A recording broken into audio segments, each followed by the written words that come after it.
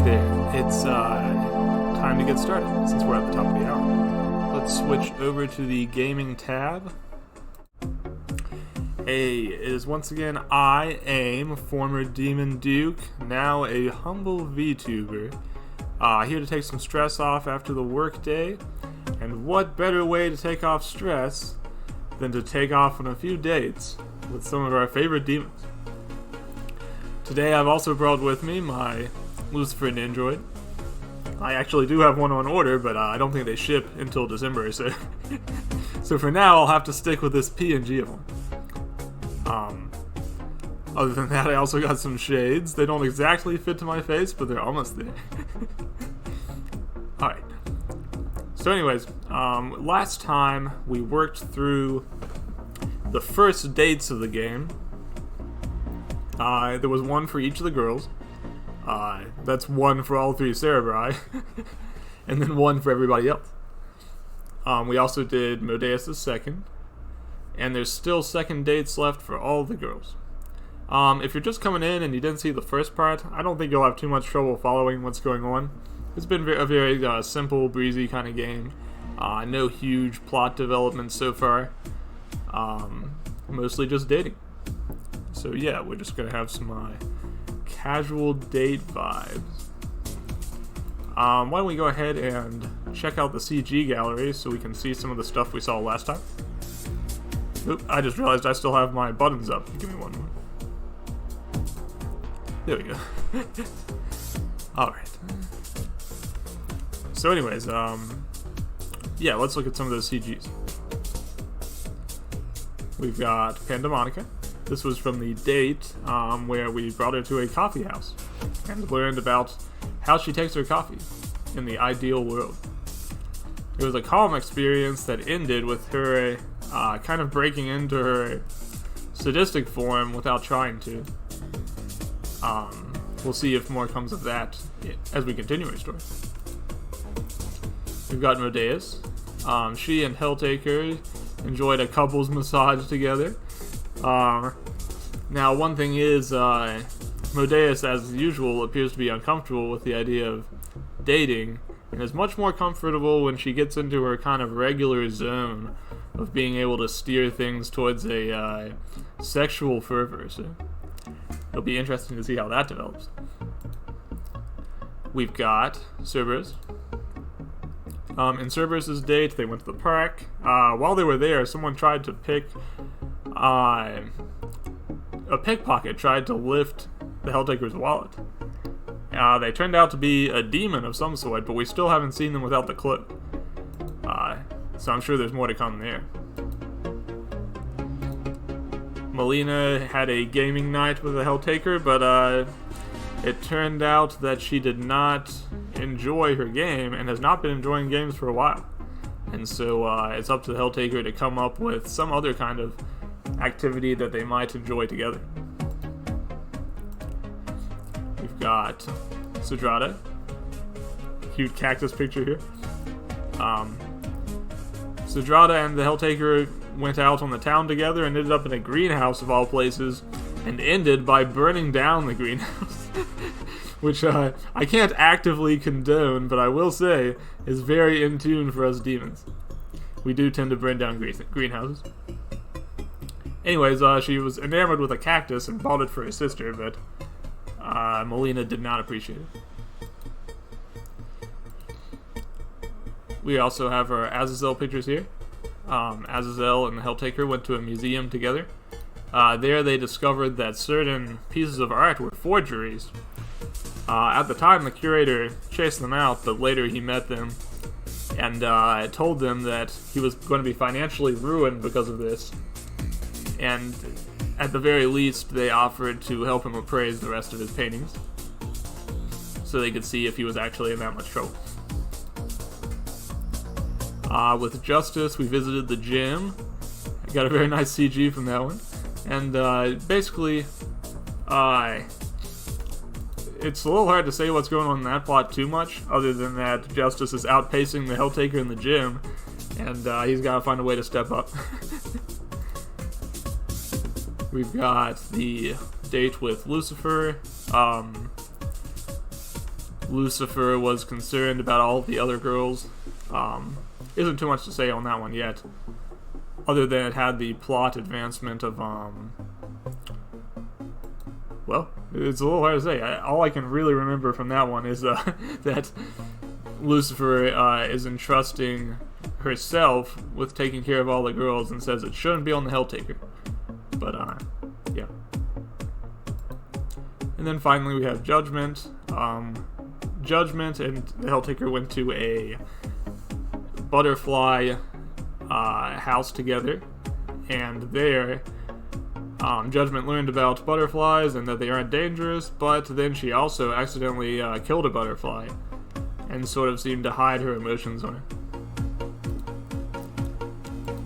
Finally, we have Beelzebub. I don't have any Beelzebub dates yet. I have not been able to date her, but once I can, I will. That'll be something to look forward to. Okay, we're going to get back into it with the Pandamonica date, but first I'm going to have a quick drink of water.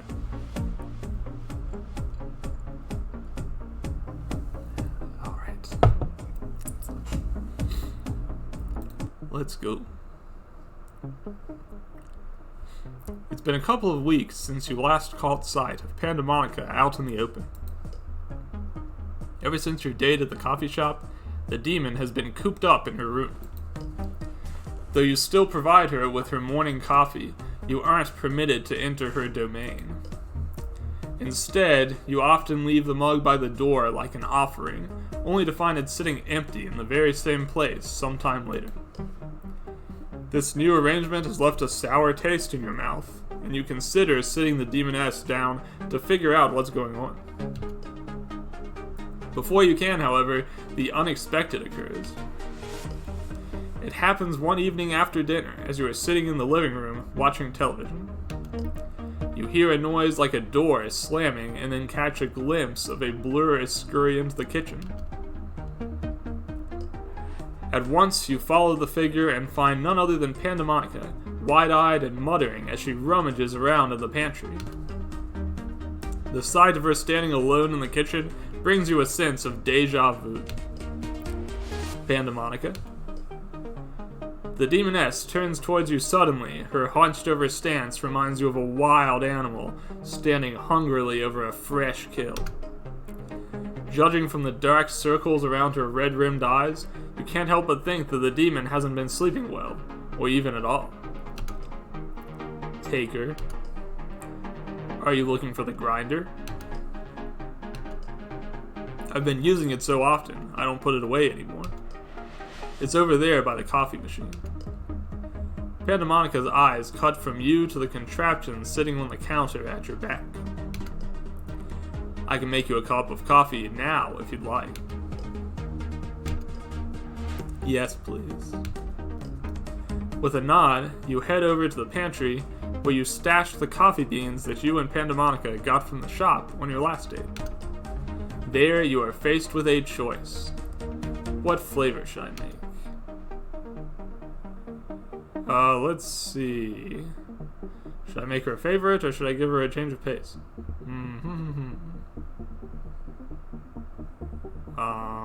Let's go with your favorite. Thinking it best to stick to the safe choice, you grab the bag of dark chocolate hazelnut off the shelf and get to work. As you whip up a cup of freshly ground coffee, Pandamonica takes the seat by the table, with a blanket wrapped around her shoulders. Out of the corner of your eye, you catch a glimpse of the demon staring out the window, the orange glow of the street lamps outside spilling over her solemn expression. Only when you set the steaming beverage before her does Pandamonica snap out of her melancholy. Thank you, Taker. No problem. You sit across from the demon and watch as she takes her first sip. Though her exhaustion does not completely leave her eyes, the smile that spreads across her face makes her look 10 times more awake than she was before. Dark chocolate hazelnut. My favorite. It tastes like home. Pandamonica indulges herself further with another long sip from her mug. As you watch the demoness partake in her beverage, you mull over the ways you intend to broach the topic of her absence. Before you can settle on something to say, however, the woman across from you sets down her mug and returns your gaze. I know I've been scarce lately. More than usual, that is. I'm sorry if that's been cause for concern. But I've had a lot to think about. I understand. Good. I'm glad to hear that. But also, I want you to know that you don't have to hide things from me. If this is something you'd rather keep to yourself, I won't press you any further on it. But if there's anything I can do to help, I hope you understand that you can come to me. You don't have to tackle all of your problems alone, you know. I know that it's late, but do you want to take a walk? A walk? Sure, bud. There's just something I need to see for myself.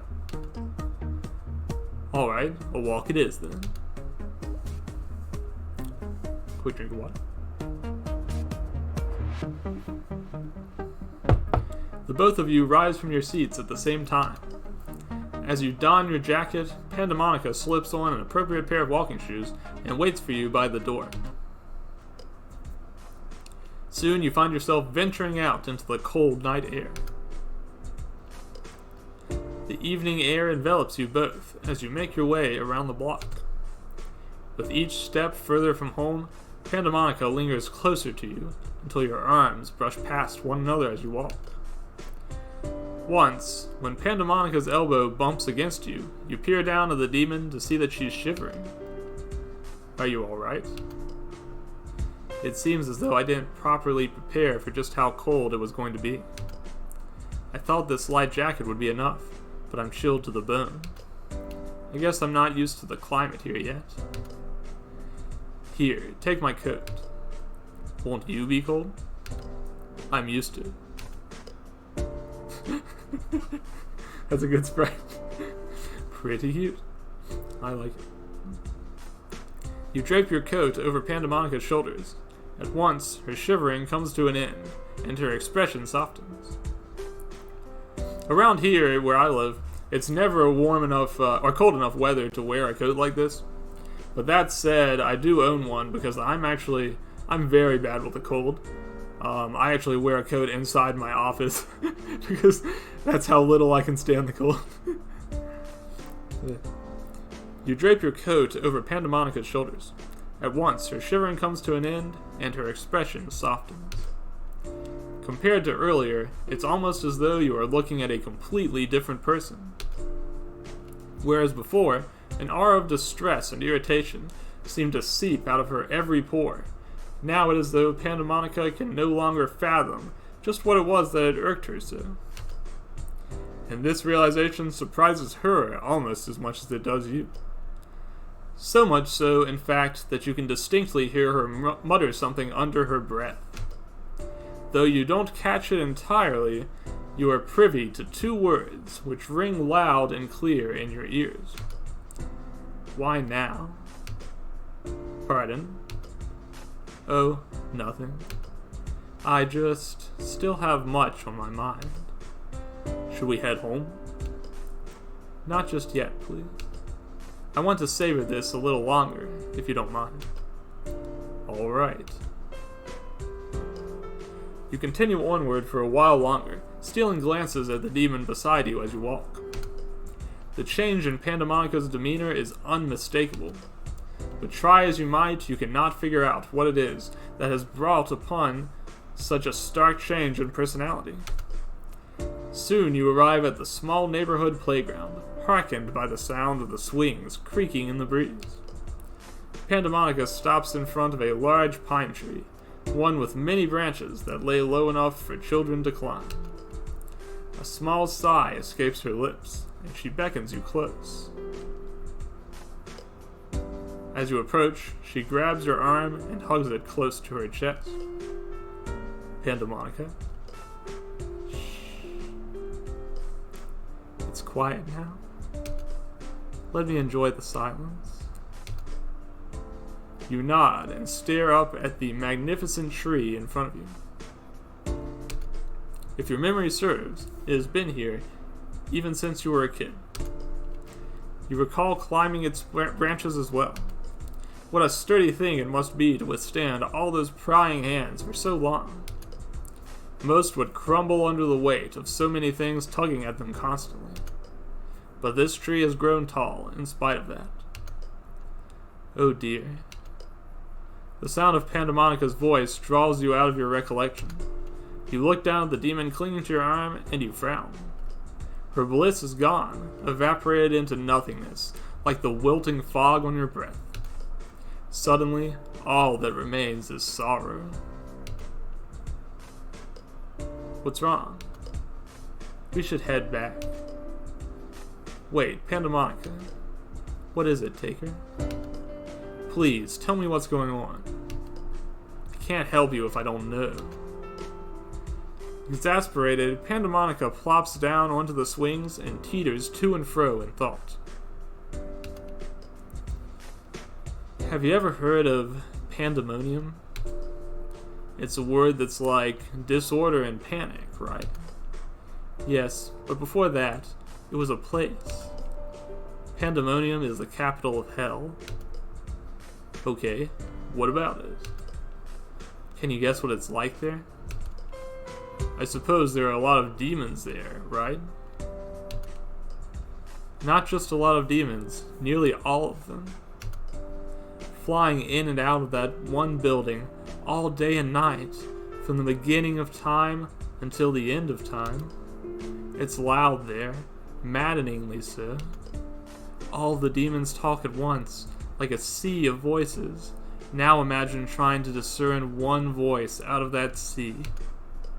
It would be like searching for a particular droplet of water out of the ocean, wouldn't it? I suppose so. Why are you telling me all of this? Now imagine that you had to listen to all that all day and all night without end. I'd go mad. Exactly.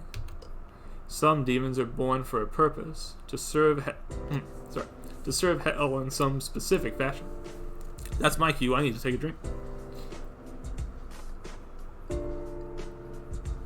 Now, I should mention, just yesterday I did a choir practice with Professor Bloom. It was a lot of fun. A great teacher. I've never actually had a choir teacher before. But anyways, we really strained my vocal range a little bit, like hit the upper limit and the lower limit a little bit. And I frequently found myself completely unable to make a sound at the top of that limit. So sometimes when I imitate a higher voice, I find myself again cracking there. But it's something that may improve with practice. Maybe reading visual novels will be a good way to practice that. But yeah, we'll see. Ideally, it would be great if somehow doing the choir improved that sort of thing, but who knows? That's my optimistic look at it anyways. One more quick drink of water and then I'll get back to it.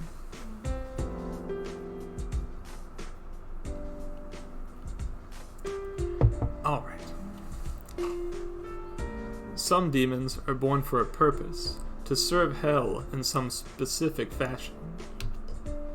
I am one of those demons, and my purpose is to hear and address the concerns of the demons of hell. As such, I was made in a way to be the physical embodiment of pandemonium. So all those voices are in my head. How do you sleep? Very little, I'm afraid. Hence the coffee. Is it always like that? It was. Until the other day. I had never experienced true silence until then. When is that? When we were at the coffee shop. For the first time in my life, the voices stopped completely. Sometimes they fade, but they never go away like they did then. I was stunned. I couldn't believe what I was hearing. Or not hearing, rather. All I wanted to do was hang on to that feeling, that silence. But then they came back. So that's what happened. Yes. and ever since that day, I've been trying to figure out why I was blessed with those few moments of peace. Did you come up with anything?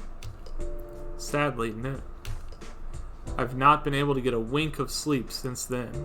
After experiencing their absence, the voices feel louder than ever now. I'd all but given up on making them go away again. Until tonight. So they went away tonight, too. Yes. They're back now, of course. But I wish I knew what it was that made them vanish in the first place. There must be something, but I just can't figure it out. I fear these brief respites are all that I can look forward to. In the end, the voices always return. What if there's something that can make them stop? Wouldn't that be something? I'd love to ponder the possibility, but I'm afraid I might be too tired for that. Can we head home? Yeah, let's go. You stand and offer Pandemonica your arm. She grins wearily at your offer and wraps herself around you. As you make your way home, the tired demon rests her cheek against your arm, something which would, on any other night, linger at the forefront of your thoughts. But instead, you can only think of Pandemonica's plight, pondering what, if anything, you can do to help.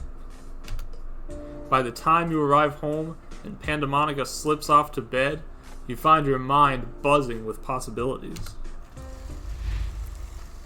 I like that. It was interesting because it kind of set up a lot of lore for Pandemonica that didn't exist in the original story, which was a bold decision, I think, but a good one because... Quick drink of water. It's a good decision because when you're working with a property like Helltaker, you only have a brief glimpse into the lives of the characters to work with. So it's really about extrapolating what you think their lives would be like from that. That includes things like lore and history even. So you can't go too hands off with it. You've gotta take some risks and kind of deviate from the source material just a little bit. Rather than deviate from it, you kind of add to it. I think that's what the best fan fiction has to do, and especially with Helltaker, one of the things that makes the characters so fun to work with is that they're cute characters, and you really like what you've seen of them, but you've seen such a tiny sliver of what they can do. So it's fun to imagine what else you can add to that. The Modeus has... let me take another quick drink of water real quick. And explain that this is the beginning of the second date for Modeus. Alright, let's get started. Though Modeus hasn't exactly gone out of her way to avoid you after your date, you can't help but feel that there is a certain uneasiness in the air any time you two are in a room together.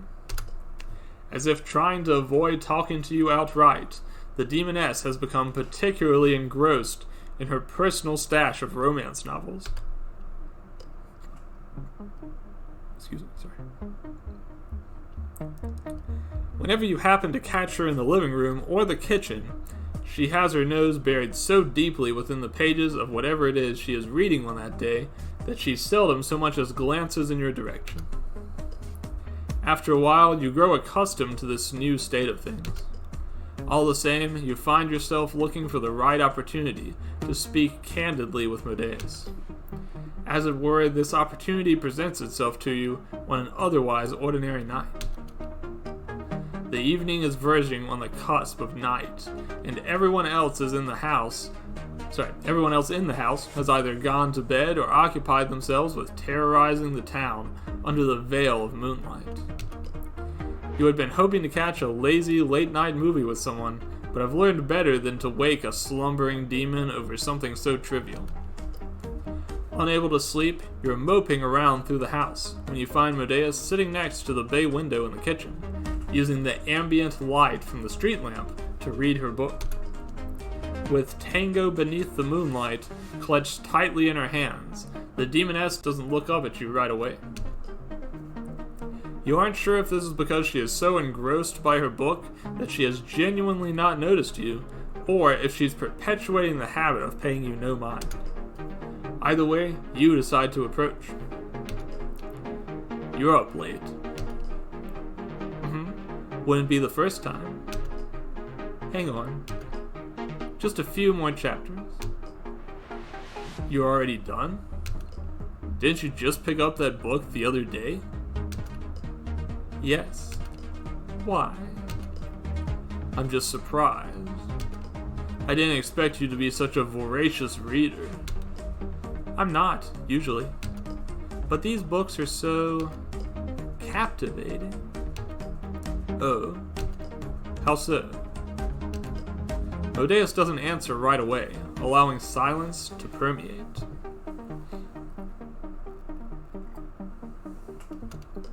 Against the lamplight, you can see her cheeks reddening. As you struggle to figure out how such an innocuous question could elicit so strong a response, the demon tears her attention away from her novel and looks at you with narrowed eyes. All of a sudden, she shuts her book with a loud snap and turns to face you with her whole body. Taker. Yeah? Why are you up so late? Not that I'm complaining, mind you. But this isn't exactly how I pictured us staying up late together. Well, I was hoping to catch a movie with someone. But everyone's asleep. I figured you'd already gone to bed too, so I just came in here for a late night snack. I see. Well, sorry. What's the movie, Taker?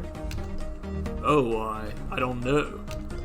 It's late and a weekday, so they usually only have the cheesy stuff. But I thought it might be fun to just head down there and see what's playing, you know? This guy can't look up movies on his phone. I'm actually a pretty frequent movie watcher myself. Going to the cinema is kind of one of my hobbies. So, the idea that anyone would just go to the cinema and not know what they're seeing is a little foreign to me. At least in these days. Taker's old-fashioned, I guess.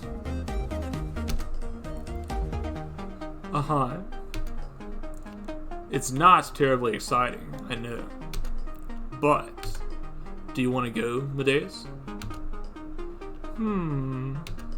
Spending time together in a dark room with the sound of a movie we don't particularly care about masking the noises we make together? Sounds like fun. When do you want to go? I've got my keys right here, so now. Alright then, let's go. Though unexpected, you are glad for the sudden turn of events.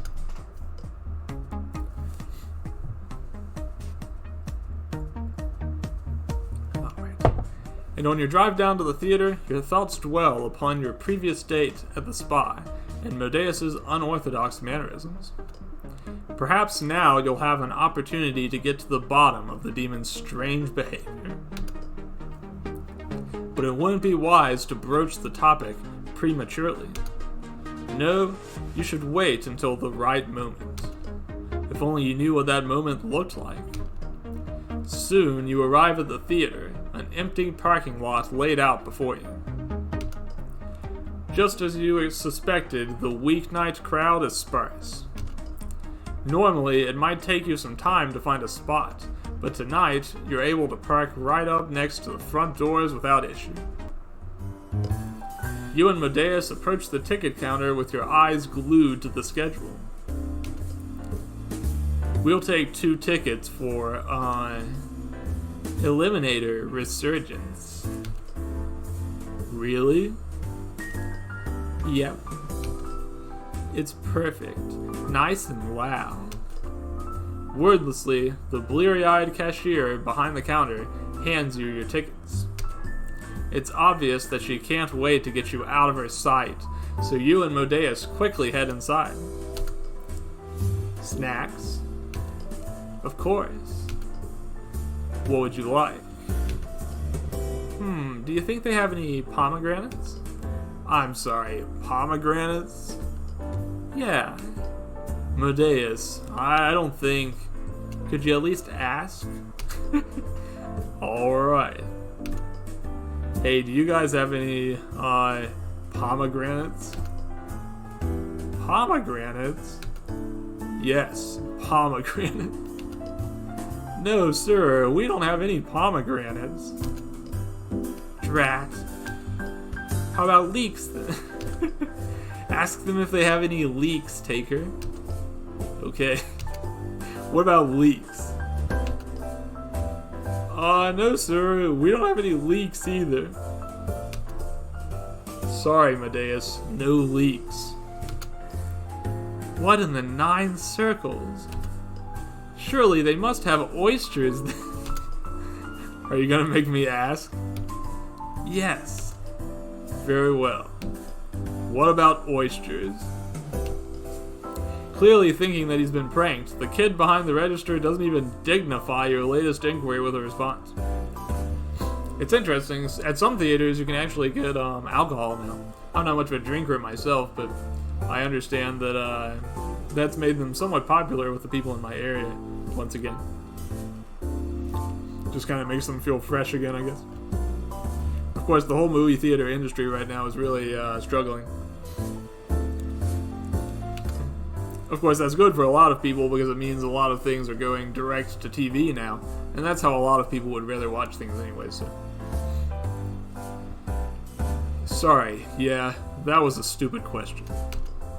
We'll take a bucket of popcorn, 2 boxes of chocolate-covered peanuts, and 2 drinks. Coming right up, sir. The young man steps away from the counter and returns a moment later with your desired snacks. Oh my, are those legumes? Yeah. You didn't tell me they had legumes. I take it you like peanuts? They're my favorite. Non-stop Nut November continues. Okay, I'm gonna take a quick drink.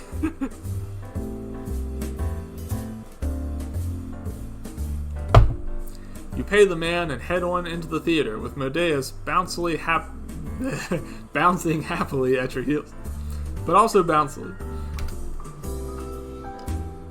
Unsurprisingly, the theater itself is just as barren as the parking lot outside. These days, if you go into a huge theater, if it's not like a Marvel premiere or something, it's going to be completely empty. It's a little sad. Where do you want to sit? How about here? That's a little close to the screen, don't you think? The closer the better, right? I guess. Me personally, I'm a middle of the theater kind of guy. But I know some people like the very back.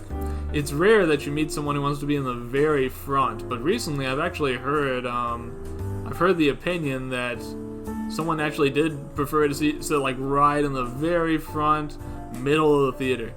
Me personally, I would get huge neck pain doing that. I've done it a time or two before, and I would not personally recommend it. But I'm not sure I need to be close enough to count the actor's pores. Do you? Unfazed by your argument, Medeus settles in as close to the screen as you'll let him. Fortunately, the seats themselves recline. Otherwise, you'd surely wake up with a severe kink in your neck from looking at the screen. Give me just one moment. I'm going to check something. I might turn the BGM volume down just a little bit. I'm not sure if it's too loud on your side, but it's making it just slightly hard for me to hear myself talk.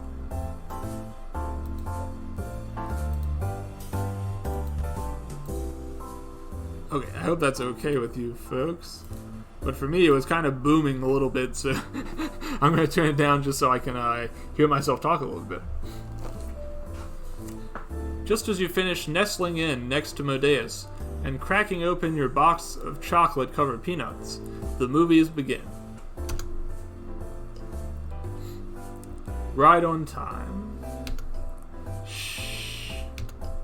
You fall into silence for the first portion of the film, thinking that perhaps you should give it a chance. But as 2 acts roll around, and it becomes clear that it's going to be nothing more than a lowbrow action film remake, boredom quickly sets in. Soon, even the explosive action set pieces do little to keep your attention, and you find yourself stealing frequent glances at Modeus. She, too, looks unenthused by the movie. Hey, Modeus. What is it, Taker? Finally ready to make a move, aren't we? I've been meaning to ask. Is everything okay? Huh, that's not what I expected you to say, but alright, I'll buy it. What do you mean? Well, while our spa day was fun, I couldn't help but notice that you seemed a bit off. Off? You seemed hesitant to even get out of the car at first. And then, when we got inside, you clammed up completely, and you wouldn't say a word before unilaterally deciding on the couple's massage. Not that I'm complaining necessarily. But you do have to admit, that seems weird, doesn't it? On top of that, you've hardly said 2 words to me since then. If I've done something wrong, I'm terribly sorry. Oh. No, you haven't done anything wrong, Taker. Alright, I'll admit it. I have been acting a bit strange. Is there something you'd like to talk about? Yes. And no. It's complicated. If you'd rather keep it to yourself, I understand. That's just the thing, Taker. I've been keeping this to myself for so long, I feel like I'm going to explode. Believe me when I say that I want to tell you. I want to find the words to express to you just how I'm feeling. But it's hard. Because there's so much. And I don't fully understand a lot of it. Maybe I could help with that. Maybe. How much do you know about demons, Taker? Only a little. Why? All I know is that some demons are born for a particular purpose, right? Right. But there's even more to it than that. There's also some demons who, like myself, are born as the manifestation of a particular sin. You mean, like the 7 deadly sins? Exactly. For me, that sin is lust. So you were born from the very concept of lust. Exactly. But that's all I know. I'm not exactly well versed in the details around my own birth, sadly. Okay, so what does that mean exactly?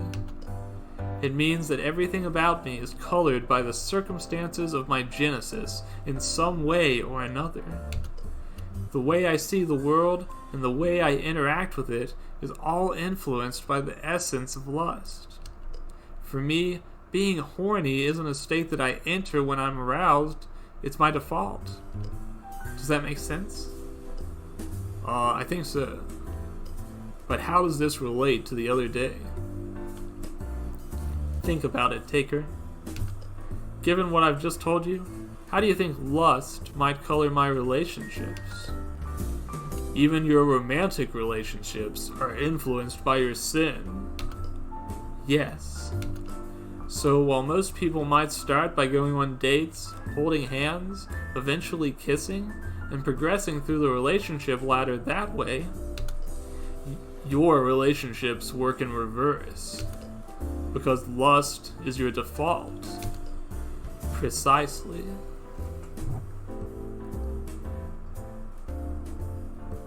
I've written a little bit of Helltaker stuff in the past, and Modeus' character has always been a bit interesting because even in the original story we do see that concept where she's kind of geared up to 11 the first time you meet her.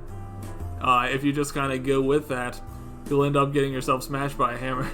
So, well, it's a little complicated, but yeah, you do have to take a very different approach with it. So for you, holding hands is just as intimate as having sex is for someone else. I'm afraid so. It's not as if I don't want to do those other things. eventually. It's just... I see. I wish you told me these things before. I hate to think that I forced you to do something you found uncomfortable. I just wanted to feel normal, Taker.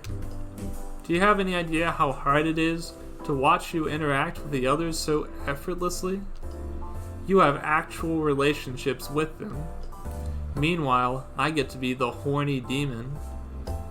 Like some kind of freak. Horny demon. I feel like maybe to some extent I can understand what she's going through. Just a little bit. I just wish I could see the world like everyone else. And I wanted to pretend that I was the same as Lucy, or Justice, or Pandamonica, even if it's just for a while. That's why I agreed to go to the spa with you. But I just couldn't do it. Is that why you picked the couples massage? The nudity, even if it was brief, made you feel more comfortable, didn't it? Modeus, her knees pressed against her chest, nods in response. Modeus, I'm so sorry. If I'd known, I never would have asked you to go. Excuse me. It's okay, Taker. It's not, though. Modeus, I don't want you to feel like you just have to endure our dates together. I want us to find something that we're both going to enjoy. That's very kind of you to say. But what would a date like that even look like? I don't know yet. But I will find something. I promise. Modeus doesn't reply to you right away, but you sense that the conversation overall is getting a bit too intimate for her, so you fall into silence as well. As it were, you talked through most of Act 3, so the movie ends not too long after. While the credits roll, you and Modeus stand to leave. Only then do you notice you're no longer alone in the theater. Someone cloaked in darkness is sitting in the very back, resting their feet on the chair in front of them. You can't make out too many details, but you can tell that whoever this person is, they're tall. And they have hair like an 80s metal band. How could you not have noticed someone like that while I was in? Perhaps they snuck in partway through. With a shrug, you follow Modeus out of the theater and to your car. As you drive home, your thoughts are drawn to your conversation with Modeus. You know that there has to be something, some way for you two to connect on a date. But what? You think about it all the way home, and even up until the point that you are sitting in bed for the night. Unable to sleep, you decide to get a late-night snack from the kitchen. There, you catch a glimpse of Modeus' book sitting on the table where she left it. Seeing it gives you an idea for next time. Alright. That was Modeus. Pretty interesting look into her story.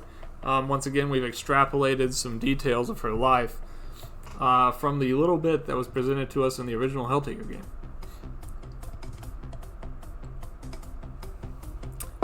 Pretty interesting.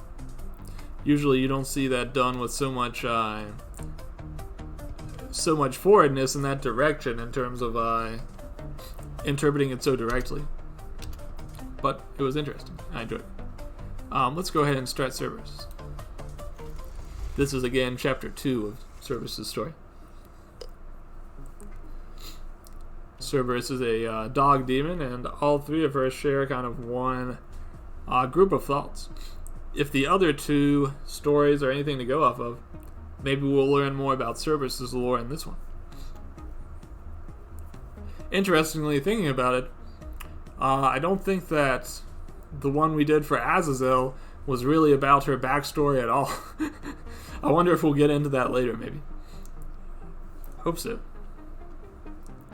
Before you returned from hell, you had never stopped to consider the ebb and flow of simple bathroom economics. While dividing one space between 10 people may be only mildly inconvenient at the best of times, early mornings have a habit of spawning an impromptu conga line of individuals, dead set on a nice warm shower. Standing in line for the umpteenth time, you idly consider the potential legality of using the outside hose to clean yourself off. There's only 2 cerebri this time. I said 3, but there's just 2. What do you think she's up to? No good, I bet. That's why we should strike, while we have the element of surprise. I don't care what Lucifer says. Something's off about the scenario, but you can't quite put your finger on it. Ignoring it for a moment, you interject. Cerberus, you aren't by any chance planning to take out the garbage collector, are you?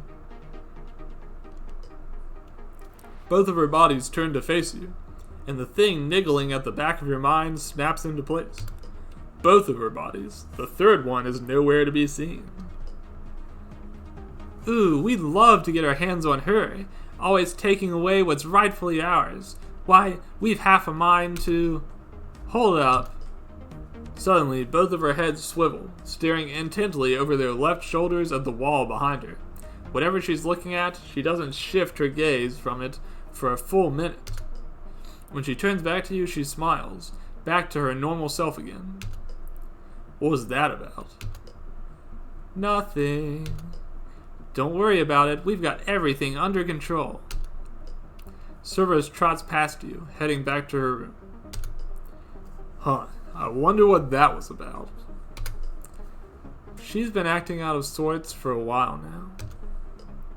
You turn to see Melina, bleary-eyed and looking like she's not quite finished with her early morning hangover, emerge from the bathroom. Not that it's ever really easy to keep a conversation going with her, mind you.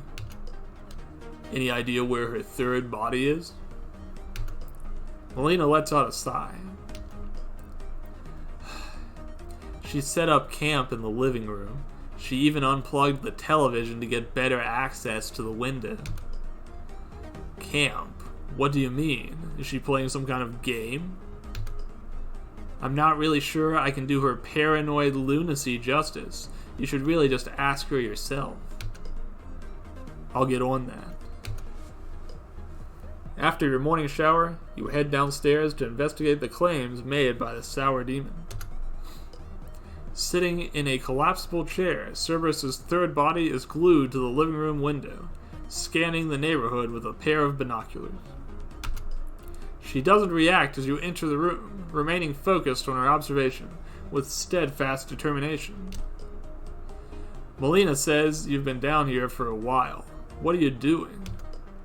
Keeping watch. What for? Cerberus scowls, as though the answer to your question should be self-evident. Trouble. Synchronized footsteps behind you heralds the arrival of Cerberus's other bodies, accompanied by Melina. Jigs up, Cerberus. I want my television back. Go ahead and tell Taker about this crazy theory of yours. The body by the window stands and is quickly joined by her other bodies, presenting a unified front.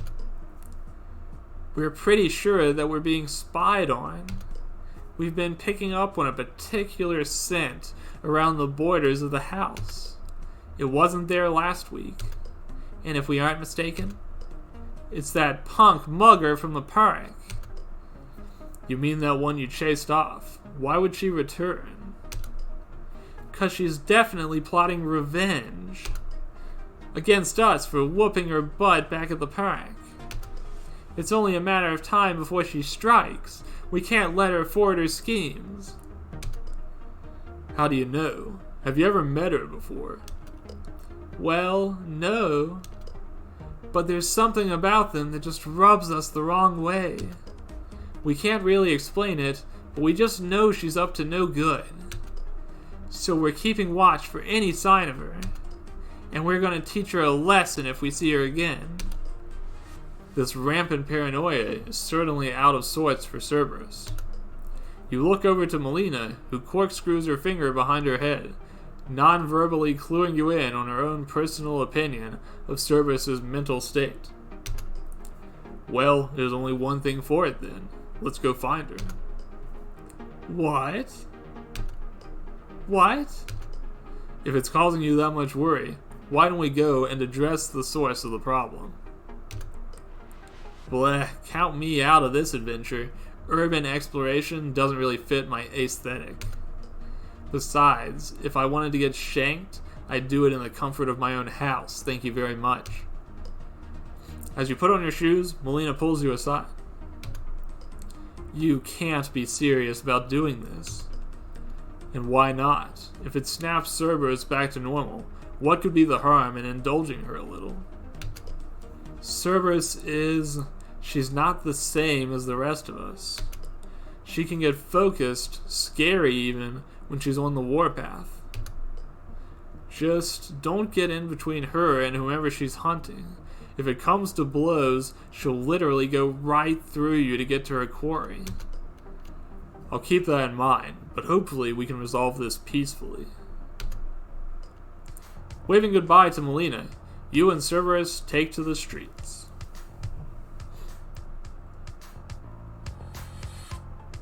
Man, I'm almost through a whole glass of water and it's been like almost 1 hour.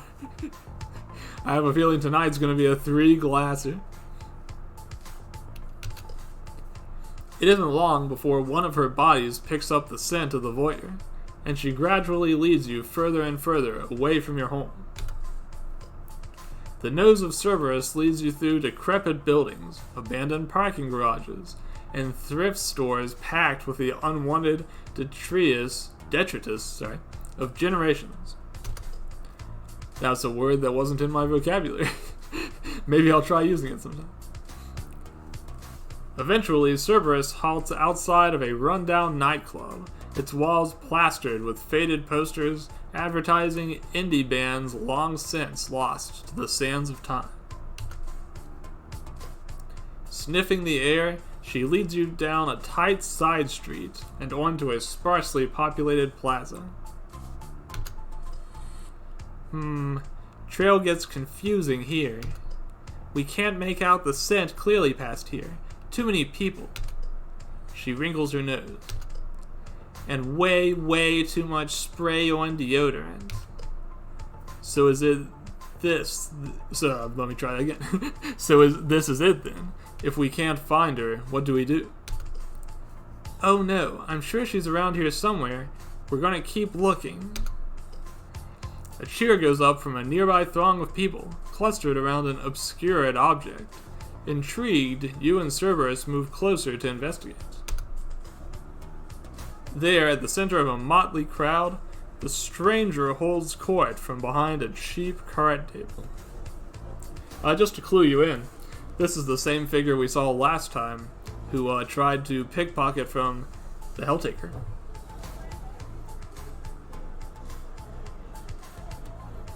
I would not be surprised to learn that they're trying to swindle somebody again.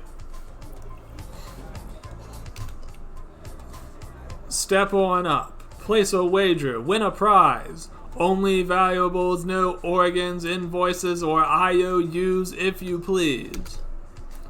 A ruddy-faced tourist slaps a handful of crumpled bills on the table, a gesture reciprocated by the stranger, who adds her own, considerably larger stack of cash to the pot. Now the rules are simple. It's so easy, even a child can win. Just keep your eyes on this here bead. I'm familiar with this game. She'll move the bead around beneath cups or shells, but she'll secretly swap the bead between shells, where the other players can't see. A strange glow suffuses Cerberus's eyes, and her normally playful tone sharpens to a razor's edge. I know how this works. She's about to cheat. Watch carefully. There. Whatever happens is too fast for you to pick out at a distance, but Cerberus watches the game with rapt focus. She's removed the bead entirely. There's no way for her opponents to win the game. The two of you observe the stranger win game after game, cheating the tourists and other passerby out of everything remotely valuable they might have. You know, I've never really been one much for gambling myself, unless it's like blackjack in the Tales of games. I do get pretty addicted to that. But in real life, I don't know. I think if you okay, so I know that the only reason that any gambling operation runs is because they can make money doing it, and to make money doing it, they have to fleece people. So, knowing that, I find it hard to ever gamble, because if your probability is that low, if your odds are that bad, I don't know. It's hard for me to even do it as a for fun thing. Maybe I'm a stick in the mud. Who knows? On that note, I do have something related to gambling, ironically, coming up in the near future. But we'll save that for some other time. It's a secret for now. Kind of. With every variable lost to the figure, Cerberus's gaze darkens. Not fair. You lie and steal from the other demons all the time. Why do you care about one mortal doing it to another? Besides, aren't you in favor of the widespread corruption of humanity? Cerberus shakes her head, like a horse trying to dissuade a persistent and irritating fly. Yes, but something's wrong. Just looking at her is making our hackles stand up. We have to get to the bottom of this. Even if it means taking her down. If we're going to catch her, we need some kind of plan. She's obviously adept at running scams, so I'd bet she already has an escape route planned. I know, we'll split up. I can cover 3 times the ground that you can. How do I communicate or call you? That's easy, just whistle. In hindsight, that seems obvious. Alright, you go in first, and I'll tail behind. She might just let her guard down if she believes you're acting alone. Cerberus nods. Alright, on 3. Ready? At your signal, the hounds of hell charge forward, streaking towards the stranger like many bolts of lightning. Oof, that jump scared me a bit. I forgot that I have the BGM turned all the way down almost, but the sound effects aren't turned down at all. Immediately, the stranger's head swivels around. Seeing 3 demons bearing down on them, the stranger curses, hurling the card table at the approaching Cerberus in an attempt to slow her down.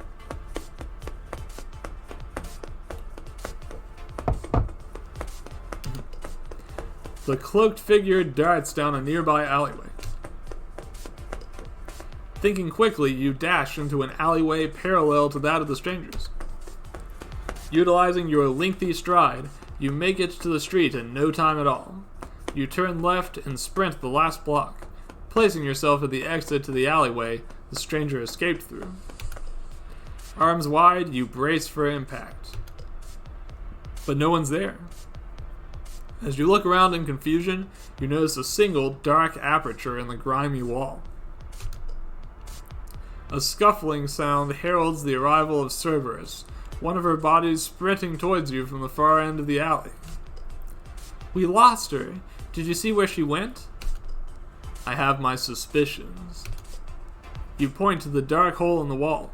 From the looks of it, it's an entryway into the condemned building, taking up a large portion of the block. I'll go in after her. You keep a perimeter in case she tries to run again.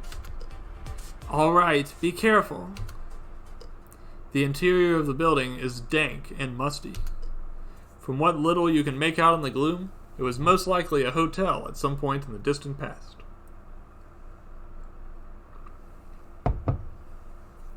After this Cerberus chapter, I'm probably going to take a small break, give myself some more water, just kind of rest my throat a little bit. But we'll keep going for now. You move silently through the rundown building, eyes peeled for any sign of the Black Cloak, a largely futile effort against darkness. The only source of light throughout the building comes from boarded-up windows, their barricades meant to keep out people, not motes of light. Won't care if you... I need... At the sound of the voice, you flatten yourself to the wall, peering around the corner. You can just make out the telltale glimmer of a cell phone against the blackness. Straining your ears, you can barely make out what the stranger is saying.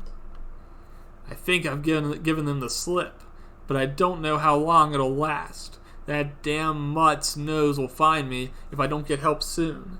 Send Belly over, or I swear I'll... The phone dims as the line drops, leaving the stranger alone in the dark. As she mutters a vitriolic string of curses, you begin to take slow, careful steps towards her. Picking your way... Yeah, you gotta count your steps, because if you do any more than like 15, a lightning bolt hits you and shoots you back over to the entrance.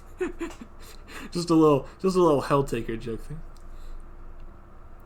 Picking your way over the detritus carefully, you close the distance. Nearing your target, you break into a run. The stranger turns around at the sudden sound, but it is too late to do anything as you tackle her and send both of you tumbling to the ground.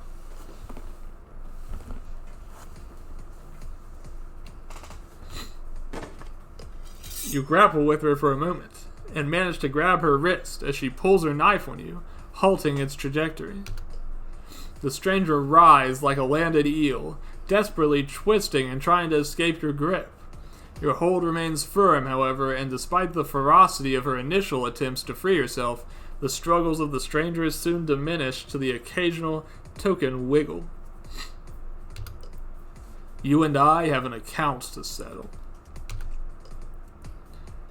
Oh, let me guess. You want your wedding ring back? No, wait. I must have taken your visa a while back. Guess again. Did you hit me with your car last week? I'll admit I may have played up the lame leg a bit, but it's all fine now. What do you say we just let bygones be bygones, huh? I know you've been snooping around my house. Whatever you're after, I guarantee it's not worth the trouble. Ah, now I remember. You're that gorilla I tried to mug in the park. Not my finest work, I'll admit. But it had been a slow day. Don't try to change the subject. Why are you spying on us? I haven't the faintest idea what you're talking about. You can't play dumb with me. I know you've been watching our house for the past few days. I guess there's no point in reasoning with a crazy person. What if I gave you something nice, I'll cut you in on some sweet bling, and let me mosey on out of here before the hellhound shows up. The stranger rummages inside her sleeve and pulls out several gold-trimmed tickets from the folds of her fabric.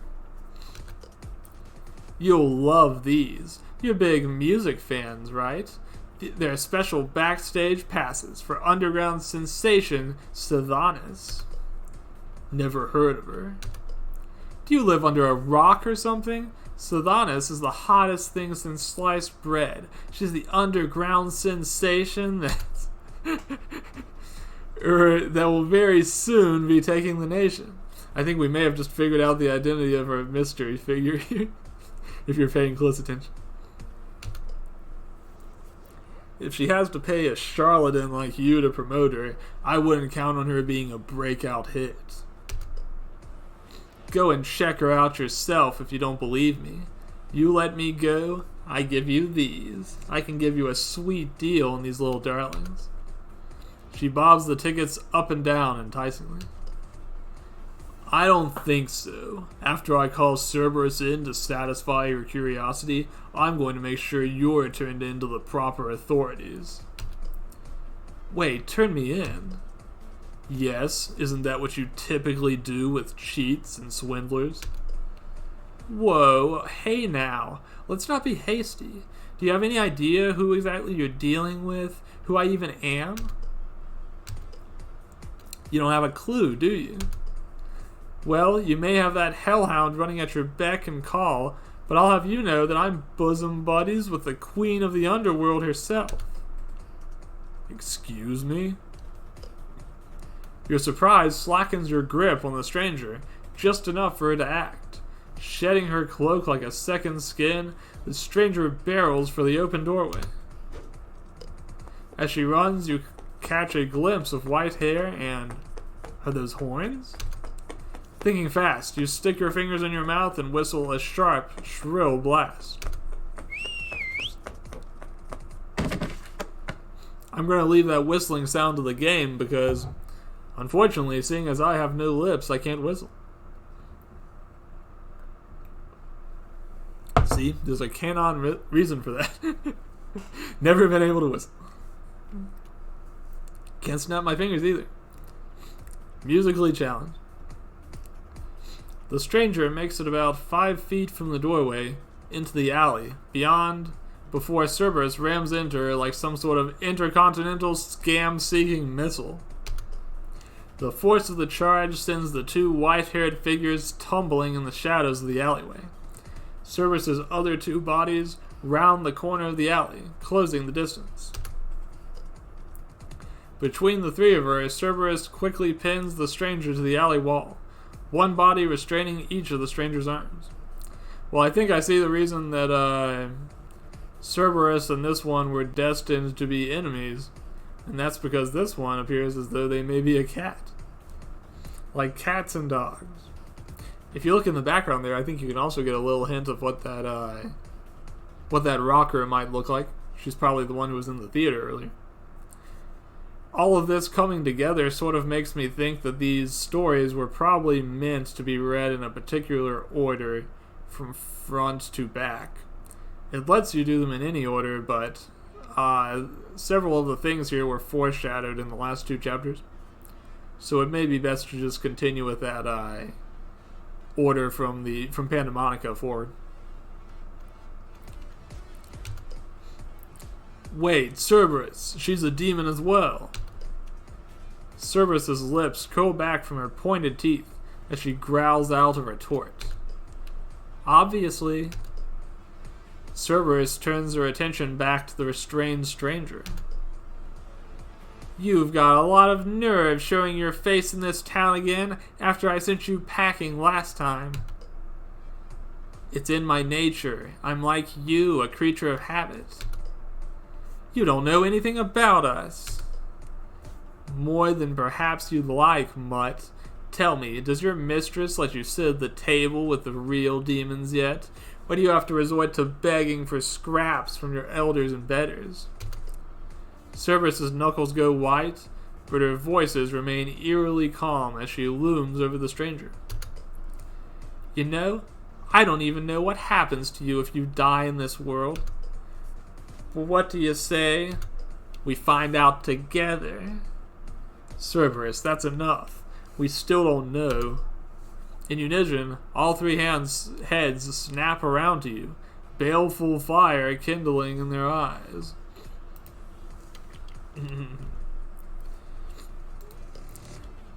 Back off, mortal. I'll not have you infringing upon my duty.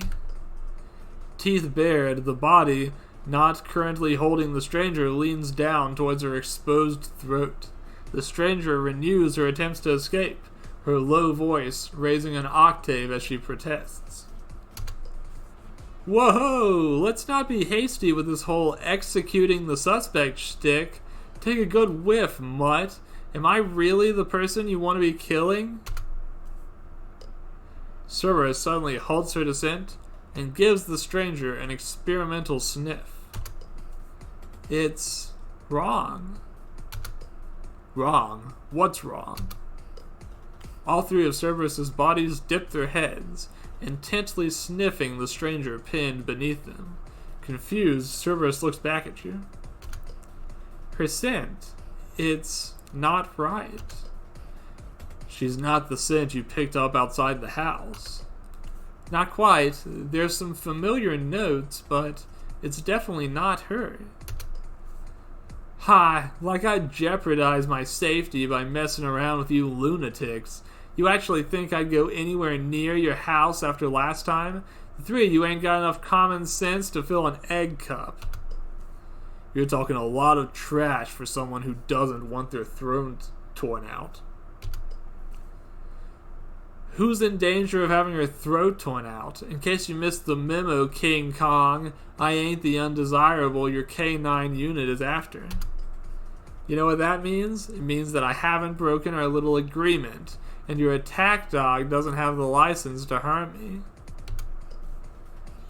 Cerberus' eyes widen, and she slowly begins to shift her weight off the stranger. What is it? Something's moving us. What did you do to us? The stranger laughs in response. Ha ha, what did I do? I'm not the one acting out of line here, Cujo. That's a nice grin. I really appreciate the demon OCs they've added to this new game. Came up with original designs, made all original sprites. Looks pretty good, pretty good. Maybe I'll do some fan art later. That would be fun. Despite her best efforts, the invisible power forcing Cerberus off the stranger proves too much to resist, and all three of her bodies are flung away from the stranger at high speeds. Crashing into the nearby wall, Cerberus slides, unmoving to the ground. Standing, the stranger dusts herself off. How did you...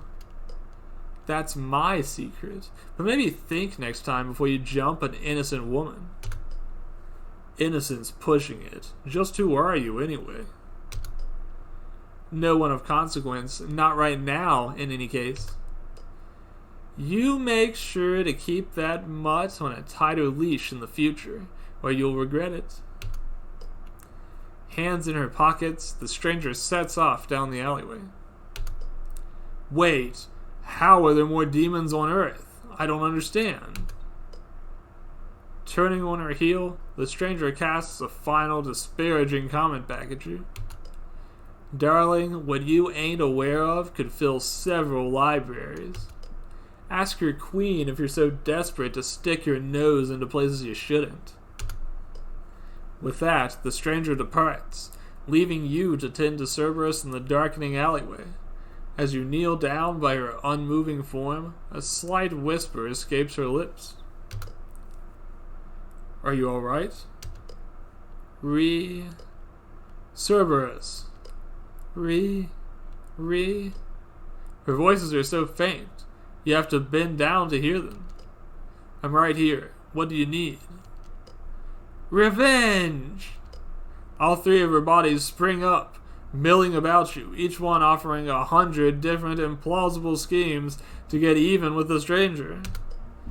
Break her hands, skin her alive, chop off her nose, hang her from her tail, stuff her horns down her throat. Well, let me know if you need any help with your vengeance. I've got some investigating of my own to do. Huh? What do you mean? What kind of investigation? I think we're long overdue for a chat with Lucifer. She's been keeping far too many things from us.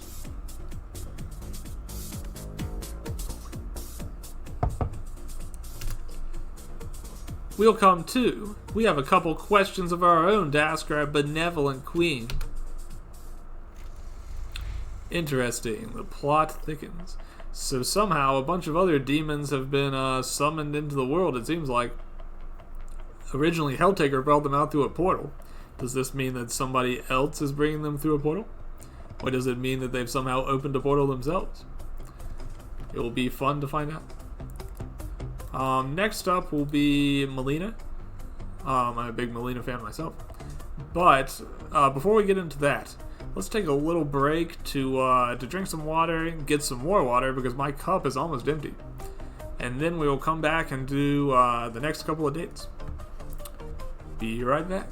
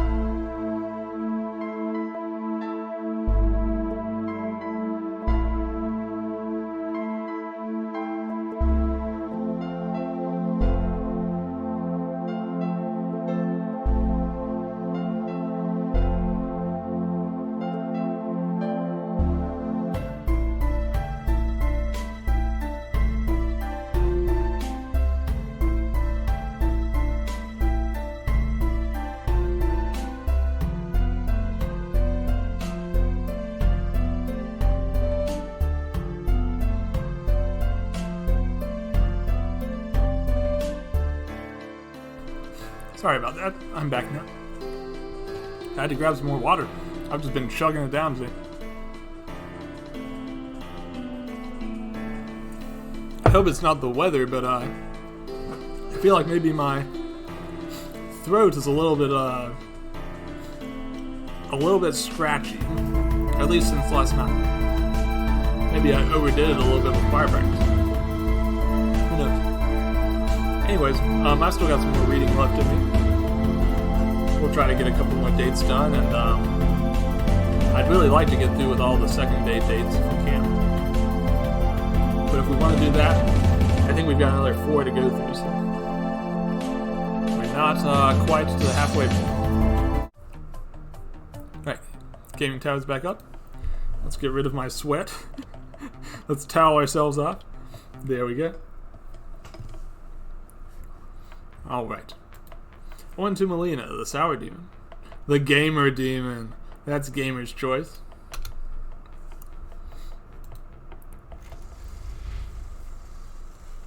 Man, have you guys heard that guy on Twitter that does the JC Denton voice acting? Like, he sounds exactly like JC Denton from the Deus Ex games, and people just like get him to say all kinds of funny lines. One of my favorite Twitter accounts. So, today's the day. Got a special place in mind for me?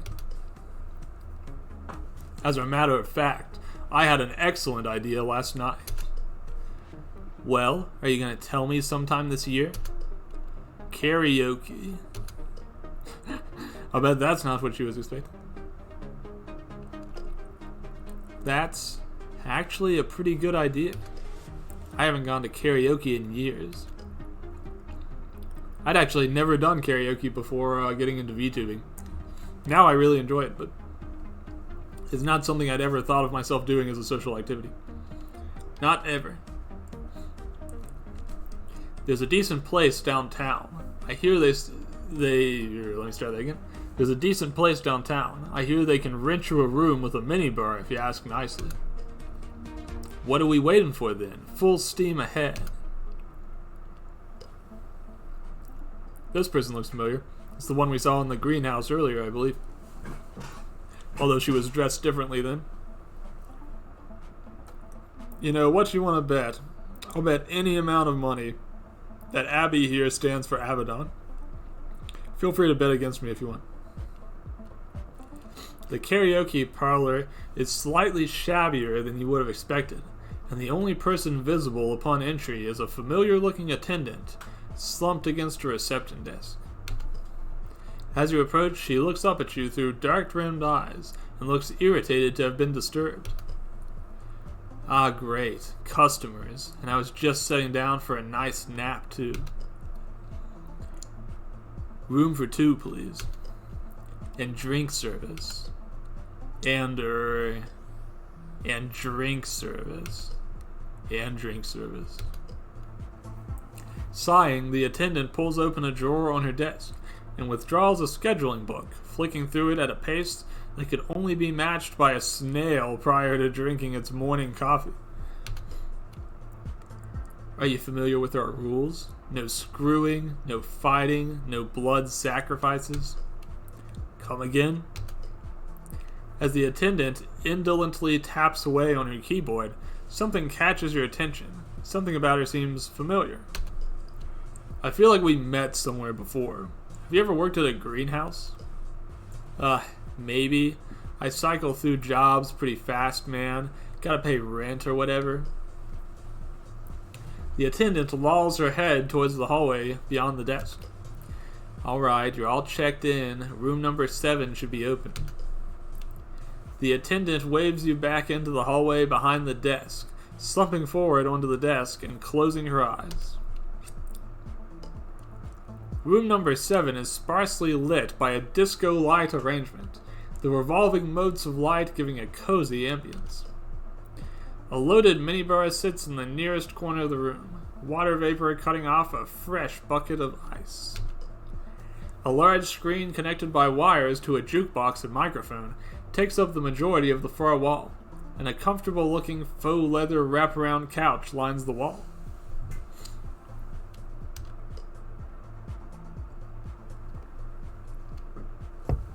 Excuse me. Melina surveys the room with thinly veiled enthusiasm. Let's see. Screens, check. Private, check. Booze, check. Melina flashes you a rare grin.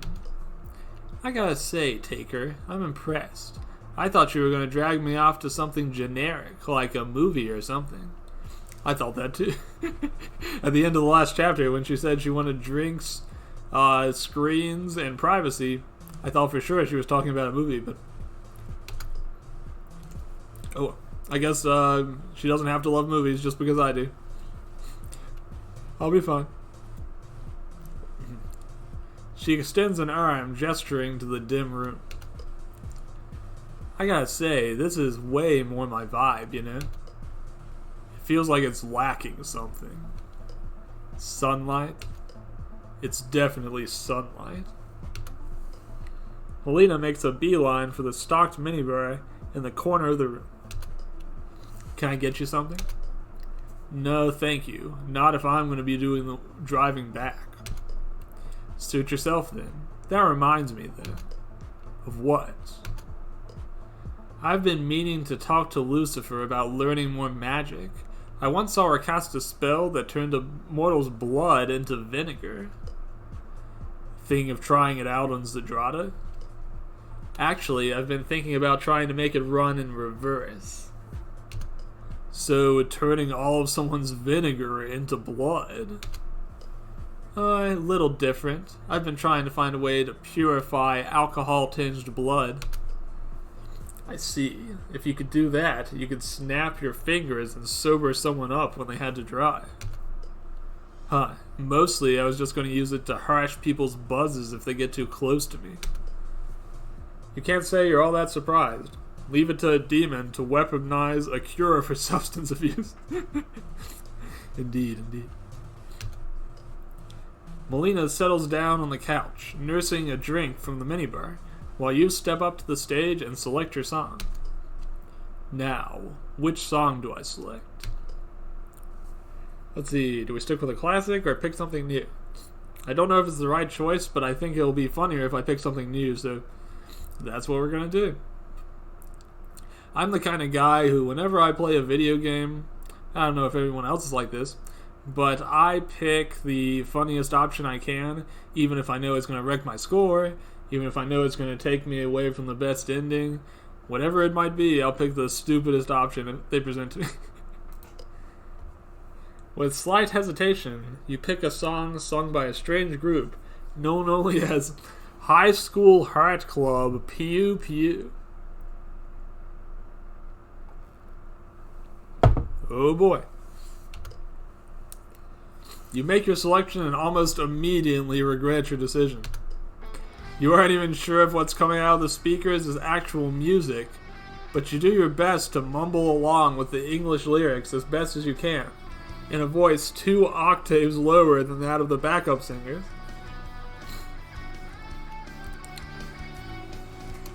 Melina seems to be enjoying herself, though. She's laughing, almost doubled over at your absurd performance.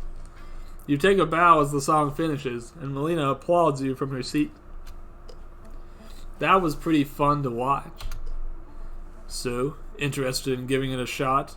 There's even a scoreboard that tracks how well it thinks you're doing. This is just like Yakuza. I've told you before, competition isn't really my cup of schnapps. Go on and do another one, though. It gives me some time to get drunk enough to... A knock on the door interrupts Melina's stalling. Who's there? Prepare for trouble. Oh, fuck. Not her. Not now. And make it double. To protect the world from... With a rough sound of combat boot impacting low-grade wood, the door splinters, revealing... Team Rocket? Kind of. Man, the sound effects are still pretty loud. Maybe I should turn those a little bit down, too. Because I keep getting jump scared every time something happens. I'll turn them down just a little bit.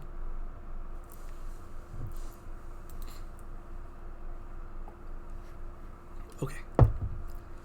Yeah, I'm not about to go through that whole speech. That much concentrated nerd energy might just make Malinka wet herself from excitement. Oh, and I memorized the whole thing, too. Hey dudes, how's it hanging?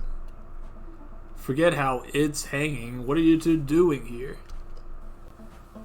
Well, I was just taking Big J out to put up some adverts when I got a de-fucking-lightful text message requesting that I come and raise some hell up in here. A text? From who?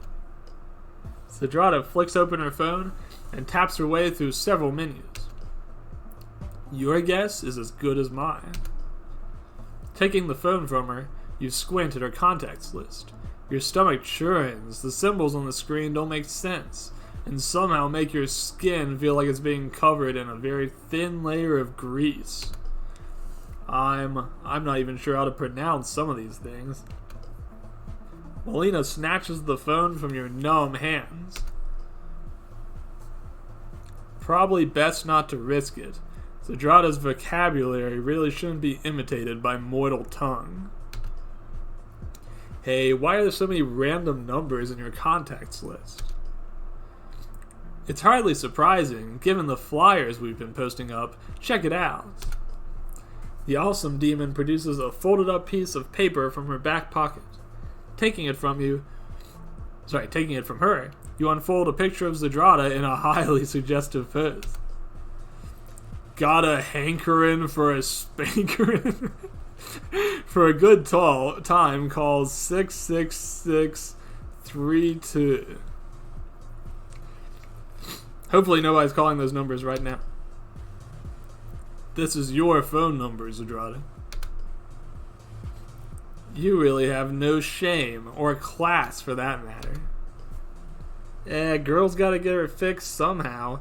You can't tell me that if your vodka ran out, you wouldn't be exchanging side alley sloppies for bottom shelf booze by the end of the week.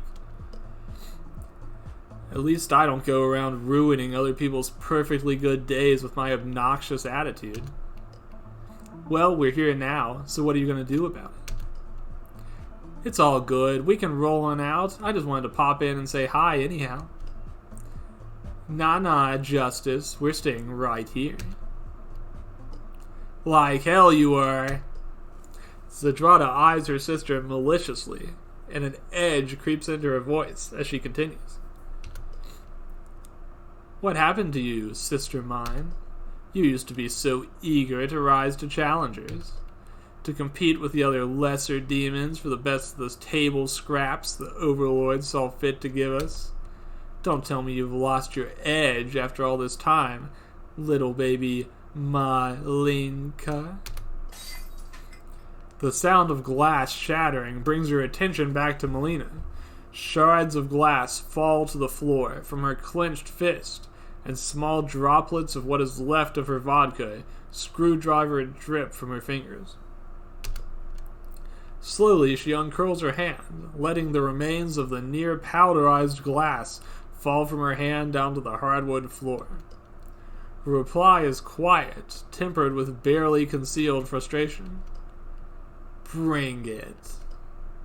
What was that, Malinka? I couldn't hear you over. I said, bring it, bitch. This is bad. The two sisters may not be exactly heavy hitters, but you're pretty sure if they throw down here and now, the karaoke bar won't survive the battle. Already, you can feel energies beginning to swirl around the room. The sharp, fruity smell boiling outwards from Melina, clashing horribly with the sulphurous, burning odor emanating from Zedrata. Just like old times, eh, sis? That's enough! The eyes of the two demons snap to you, the pressure of their attention crashing down upon you in waves. You struggle to force out your next words against the seething tide. We're resolving this without resorting to physical or magical violence. Look around. We're in a karaoke parlor, right? Then karaoke will be the competition. Whomever sings the better number gets to stay.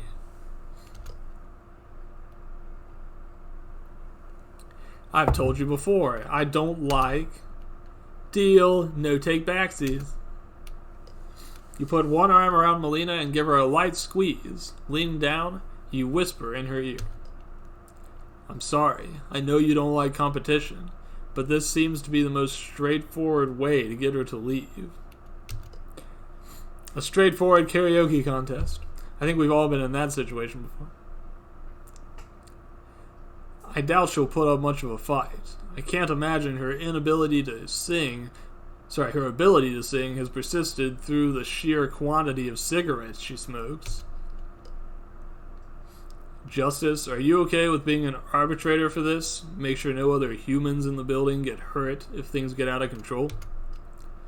No worries, Chief. I checked in on my way in, and aside from you, this place is 100% human-free. Alright, the rules for the contest are as follows. Both of you will sing the same song, chosen beforehand by one of the two of you. After the song is chosen, the other contestant will choose the format the battle will take. Lip sync, sing along, it's all open to you. Sound fair? Sure, dibs on the song selection. Melina leaps over to the karaoke music box and keys in a number. Povera by Makina. Let me start that again. Povera by Makina Vremeni displays on screen, backed by a slow and steady rock number. Maybe I'll have to look this up later. Tell me, sis, how's your Russian holding up? Don't tell me you're going to insist on subtitles, because this is a pretty old song. I'd be surprised if it even has ones in Russian. Zedrada's eyes gleam, and she slowly claps her hands together. The malice boiling off of her is almost palpable. Very clever, Malinka. I'm almost proud. Alright then, as for the format, this competition is going to be... Before you can react, Zedrada's tail coils around your wrist, and with a sudden yank, Zedrada pulls your arm around her waist. A duet. Melina's eyes go wide with a mix of shock and anger. Her gaze darts between you and Justice, putting the pieces together. But that means I'm partnered with... Cheer up, Greenhorn. Did you know I once played bass for one of the previous Lords of Hell? Enough belly aching, let's get this show on the road. Melina walks up to join Justice on the podium, awkwardly. They both hold the mic as the song begins to play. Melina tries her best to hold up her end of the song, but Justice is out of her element. No amount of cool can make up for a gap in language skills. Justice is quickly relegated to humming along with the lyrics, much to Zedrada's amusement. Her mad cackle prompts you to turn away from the disaster in the making. The bitch demon is clicking her fingers together, and sparks are already beginning to fly as she calls fire into her hand. She maneuvers the little flame onto the end of her thumb and waves it mockingly back and forth in the air as she finishes. Encore! Encore! I haven't seen anything that sad in ages. Melina thrusts the microphone into Justice's chest and stomps up to Zedrada, cheeks red with embarrassment. What's the matter, Malinka? Don't tell me you're throwing in the towel already. Fuck this, and fuck you. Why can't you just let me be happy? Without waiting for an answer, Melina storms out of the room, savagely smashing the door out of her way as she leaves. But you... fuck. I was so close to getting through to her. Her sister departed, all the life seems to bleed from Zedrada, and as you watch, the manic energy dissipates from around her. You better make sure she gets back to the house, or so help me. Shoulders slumped, Zedrada nods before slinking out after her sister. Wow, talk about a blowout. I've seen Zedrada needle her sister for decades, but that? I've never seen anything like that. That was downright malicious. So what happens now? Will he be alright? Hard to say. Melina holds on to grudges almost as well as Lucy. Something has to be done before she talks to either you or her sister again. Me? But why would she be angry at me? Come on, Chief, use your head. Do you seriously think that it would have been impossible for you to convince Zedrada to leave if you really wanted to? I get that you meant well and wanted to give Melina a chance to square up against her sister, but this little intervention of yours forced her down a path leading to her own embarrassment. Frankly, I'd be surprised if she isn't at least as angry with you as she is with her sister. Well, none of that went according to plan. Actually, that all went a lot worse than I pictured it. Significantly so. Unfortunate. Looks like you're going to have to make your next move around Melina carefully if you want to get back into her good books. Unfortunate. Not our best date outing, that's for sure. Yeah, you kind of get the idea that Melina and Zedrada's stories are kind of framed about wanting to improve their relationships with each other, but being too awkward to do it. I'm sure anyone with siblings can kind of relate to that. That thought that being the two closest people in the world, you ought to see eye to eye on everything, and yet sometimes it's like you're the worst enemies in the world. And you're trapped there in the house together. Anyways, I'm going to take a drink of water and then we'll start Zedrada's.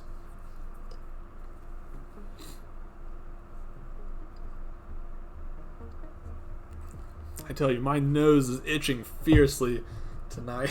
It's really, really hampering my ability to read somewhat, but I hope my sniffling is not bothering you. Alright, let's continue. Taker, I have a task for you. Yes. Would you mind checking in on Zedrada? She hasn't come to meals recently, and I'm worried she might be on another of her legendary benders. Assuming she's conscious, is there any message you'd like me to deliver? Lucifer sniffs. Unlucky for me, I aspire to be a president who cares about my constituents. Just make sure she doesn't need any medical assistance. That should suffice. I'll get on that then. Departing, you make your way behind the house, heading for the rundown old trailer Zedrada calls home. As you close in on your destination, a strange sound makes you pause. Its patterns somewhat familiar. Huh, is that poetry? Overtaken by curiosity, you quietly nudge open the door and peer inside the trailer. The interior, like usual, looks like it has recently been hit by a tornado. Clothes, bottles, and overflowing ashtrays speckle every surface of the living space, tossed aside in wild abandon, and forgotten about just as quickly. At the epicenter of the storm, Zedrada kneels over a table, muttering cryptic verses to a small object you can't quite make out. Politely, you cough. Quickly throwing a cloth over whatever is on the table, Zedrada whirls around.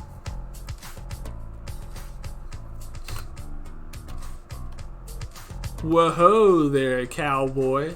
I wasn't expecting you to come calling. Isn't it polite to knock on a lady's door? Thought I'd drop by. You've been suspiciously absent from meals. Is everything alright? Alright? Yeah, I'm fucking peachy. What's it to you? Something's got her agitated. She's not normally this high-strung. You realize that you aren't going to get any further pressing the issue. You're going to have to take another tact if you want to lower her guard. Better change the topic, and quick. Let's see. We can either ask her to apologize to Melina, or we can talk about her piercings. I don't know which is the right answer, but I know which of the two sounds more interesting to me. So, let's see. Every other part of your body seems to have metal embedded in it. Why not your horns? For the same reason you humans don't get your nuts pierced. Ouch.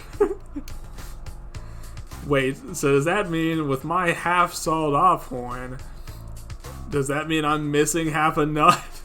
And I never realized it? Oh no. Thanks for that mental image. Our horns are an important part of our biology. It's where we store our voodoo juice.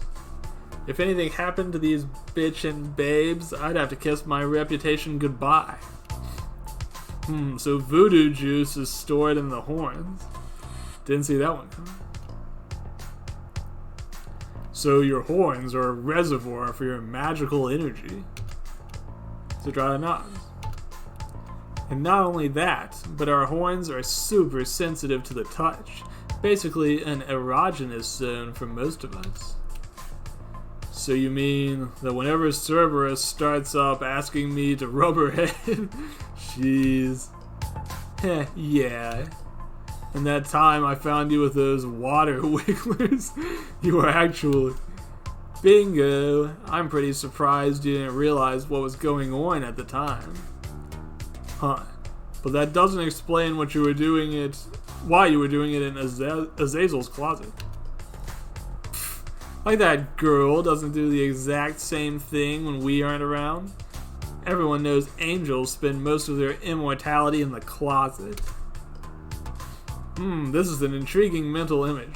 I'm gonna stock this away for future knowledge. That reminds me of a favor I've been meaning to ask. You mind taking me out on a supply run? Depends. What are you looking for? Girly stuff. You wouldn't get it.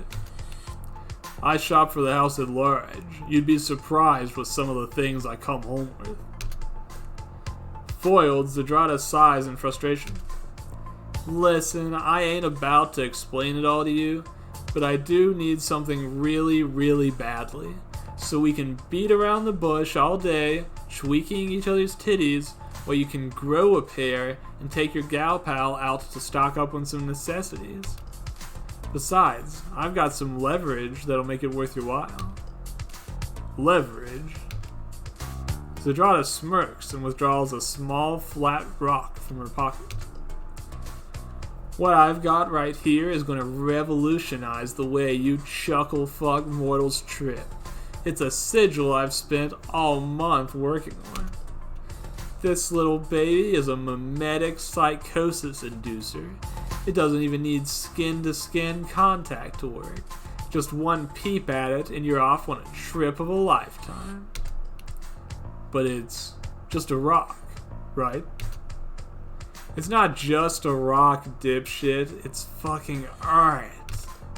Do you have any idea how difficult it is to weave the essence of Ose into a sigil and not attract the attention of that delusional fucker? Oh hey, good to see you, dude boy. Right now we're playing Helltaker's second circle, and it's a continuation of Helltaker. The story of Helltaker is pretty minimal, so if you've never played it before, you can actually get it done pretty easily in just a few hours, and it's entirely free. So I do recommend it. It's also got a neat puzzle element to the original game. This version's a dating sim, but it's entertaining in its own ways. That's absurd, even by our standards. How could a piece of art do something like... Before you can finish your question, Zedrada brandishes the stone, flashing you the scarlet sigil etched into its surface before you have a chance to react. The sigil glows faintly with an unnatural illumination, burning itself onto your retinas. Its peculiar shape vaguely resembling an inverted house and covered with Egyptian-styled markings, twists and distorts before your eyes. Well, that wasn't so bad. These edibles ain't... As the meme goes. You know, you've never really noticed how finely textured the walls in Zedrada's trailer are. You run one finger down the nearest surface, relishing the feeling of the lumpy, uneven material. Idly, you wonder whether Zadrada's ever considered selling tickets for people to feel this incredible wall. Zadrada. Wall. You have always been gutter ticket. Wall have not. There's no response from the empty expanse of air you just addressed. Confused, you continue staring at it, trying to remember the basic principles of object permanence. A hand takes your wrist, and you find yourself being pulled in a direction that reminds you vaguely of strawberries. Faintly, a voice cuts through the smog of reality, closing in around you. Alright, big guy, let's get you out to the car, shall we? Time's a-wastin'. Yeah, that sounds nice. Almost like blossoming tulips drifting upon a sea of penguins, their fair petals bristled by the winds of mountain yore. Vaguely, you can feel yourself placed into a cushioned seat, and straps firmly securing you in place. Bizarre, confusing stories play out before your eyes. 6 brightly colored robots, wearing disturbable tribal masks, windmill their arms frantically at smaller, pillbug-shaped androids. This sounds like a reference to something, but I couldn't tell you what. Hard to say. If anyone else is clued into it, please clue me in as well. A young woman cries from inside a school locker, surrounded by insects rippling with concentric motions. 4 stoner friends dodge a military draft to travel around the country in a brightly colored van. Hey, I do know that one. I think that's a Scooby-Doo reference. I understood that reference. 1,000 tales, some strange, others strangely familiar, bombard your senses, melding together into an unintelligible morass of abstract fiction. Faint voices emerge from the swirling vision, sounds in an almost unrecognizable dialect. Straining your ears, you can just barely make out the words. At the eyes are on the hound. Is ass. With enormous effort, you pull yourself back into reality. You struggle to take your bearings as reality writhes around you. Judging by the rosy pink color of the sky, you've been unconscious for quite some time. The car is parked behind a large gray facility, and the warm air streaming in through the open windows smells vaguely of farm animals. With the grace of an Olympic driver, Zadrada dives through the... Okay, let me start there. With the grace of an Olympic diver. That makes more sense. Driving isn't in the Olympics.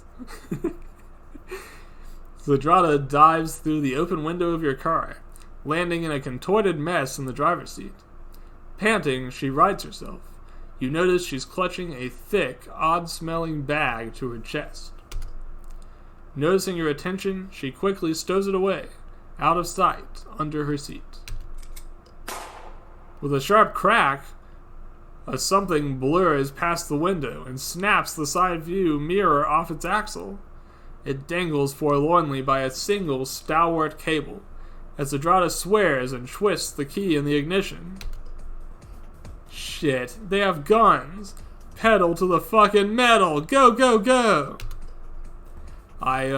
Wait, who's shooting at us? Zadrada, what did you do? No time for us to play catch-up. We have to drive.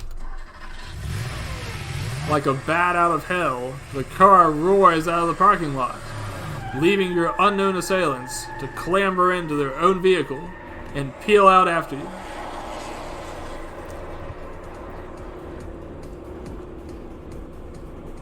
Quite a drift noise there. I might should have waited for that to finish before I tried to talk over it. Zadrada cackles and floors the accelerator. Now she's like an Olympic driver. Reaching out through the driver's window to flip your pursuers a conciliatory bird. Later, bitches. Your poor car does its best to outrun the vehicles pursuing it, but top speed is not one of its strengths. Despite your initial lead, the cars in your rearview mirrors start to creep closer and closer. Son of a... they're gaining on us. Her eyes shining with excitement, Zedrada makes a complicated gesture. Fire springs into her palm, a blazing sphere the size of an apple. As you watch, the fire begins to condense, glowing even brighter.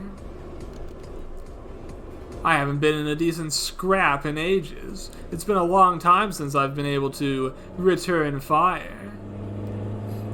As a fire demon myself, I find her very relatable in that respect.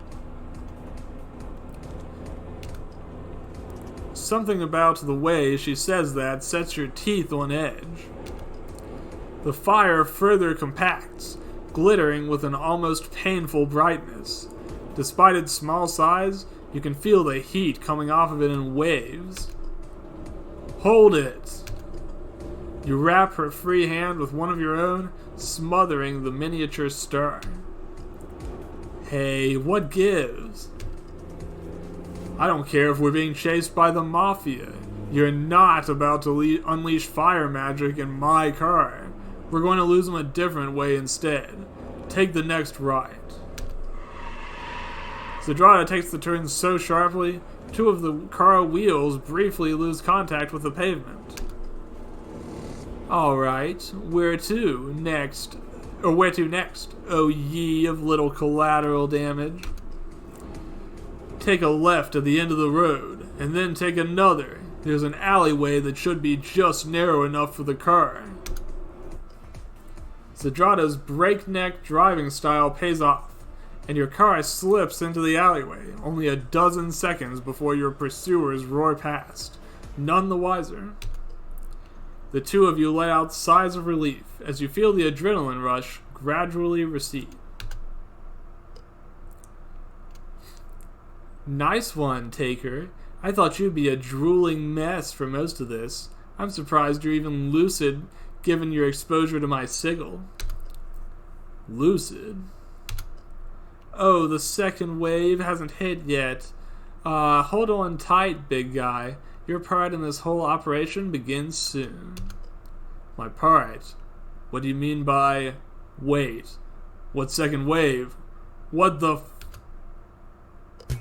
Your mouth goes slack as the cosmos unfolds before you, as Zedrada guns the accelerator and sends the two of you careening down the alleyway. You lapse back into delirium. Stars, galaxies, and nebulae blow past you at impossible speeds, shooting into the blackness of space and leaving only a faint point of light behind. 1,000 motes of starlight twinkle out at you from the darkness, faintly illuminating a massive field dotted with animals at either end.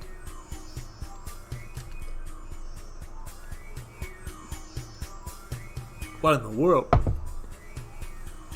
At the end nearest to you, a blood-spattered nanny goat paws at the ground, snorting challenge.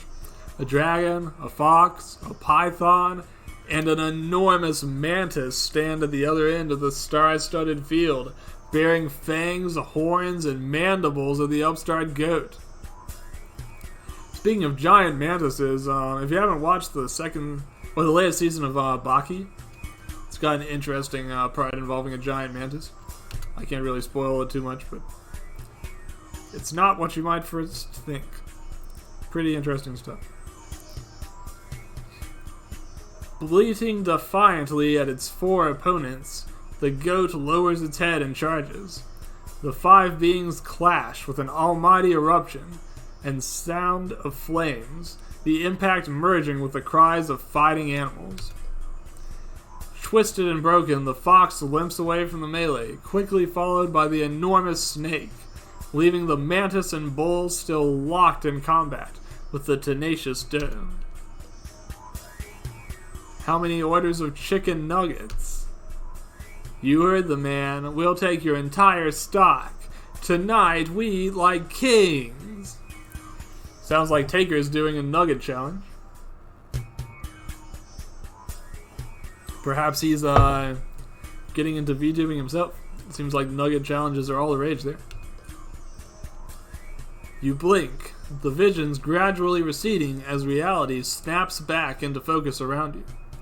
Grinning anthropomorphic animals leer at you from the walls, and a familiar, bored face looks back at you from across a grimy counter. It's once again Abby, who we've met several times in several different jobs. Sir, are you alright? The massive, emaciated snake is still superimposed upon your sight. Its endless, listless coils and tatters, ravaged by some terrible attack. Marble white bones poke through the flinched body wrapped throughout the restaurant. The flat triangular head of the great serpent rests upon the cheap plastic counter, its flat eyes gazing at you with a mixture of curiosity and apathy. Slowly, the snake shifts its gaze from you to an oblivious Zadrada and flicks the air lazily with a long, thrice-forked tongue. Every time I think about a giant snake now, I think about Sekiro, and that, it's not a boss exactly, it's more like a stage element, but there's a very large snake in that one. Very interesting trip through the mountains that was. Hey, hurry up and hand over the dough. We can't be here for long, remember? Only half listening, you rub your eyes with one hand as you fish out your wallet to pay for the food. As you hand your credit card over to the counter to Abby, you make the mistake of gazing into the electric display behind the counter. The garishly colored commercial, complete with dancing fast food mascots, swells to cover your entire vision, supplanting your reality with its own. The monster that looks like a huge purple turd is doing some sort of horrific windmill dance with his fingerless forelimbs. Could it be? Am I craving his McNugget? And a pigtailed chicken bears a mouthful of very human teeth at you and brandishes a red, dripping burger at you. Join us, they seem to say. Join us and become happy. Become one. Hey, snap out of it, you lightweight. A single powerful slap brings you back to reality. You and Zadrada are now enclosed in a large plastic room, suspended high over the dining area. A dark orifice breaches the far curve of the chamber, thick plastic sloping sharply downwards. Laid out before you is a resplendent meal of fried breaded chicken and various sauces. Wait, why are we in the play place? Shut up and listen carefully to me. Soberly, you dip a piece of fried chicken into your sauce and wait for Zadrada to explain what the hell is going on. I don't know exactly where you are in space and time, but try to focus on the here and now. Those people who were chasing us earlier might have called the cops on us.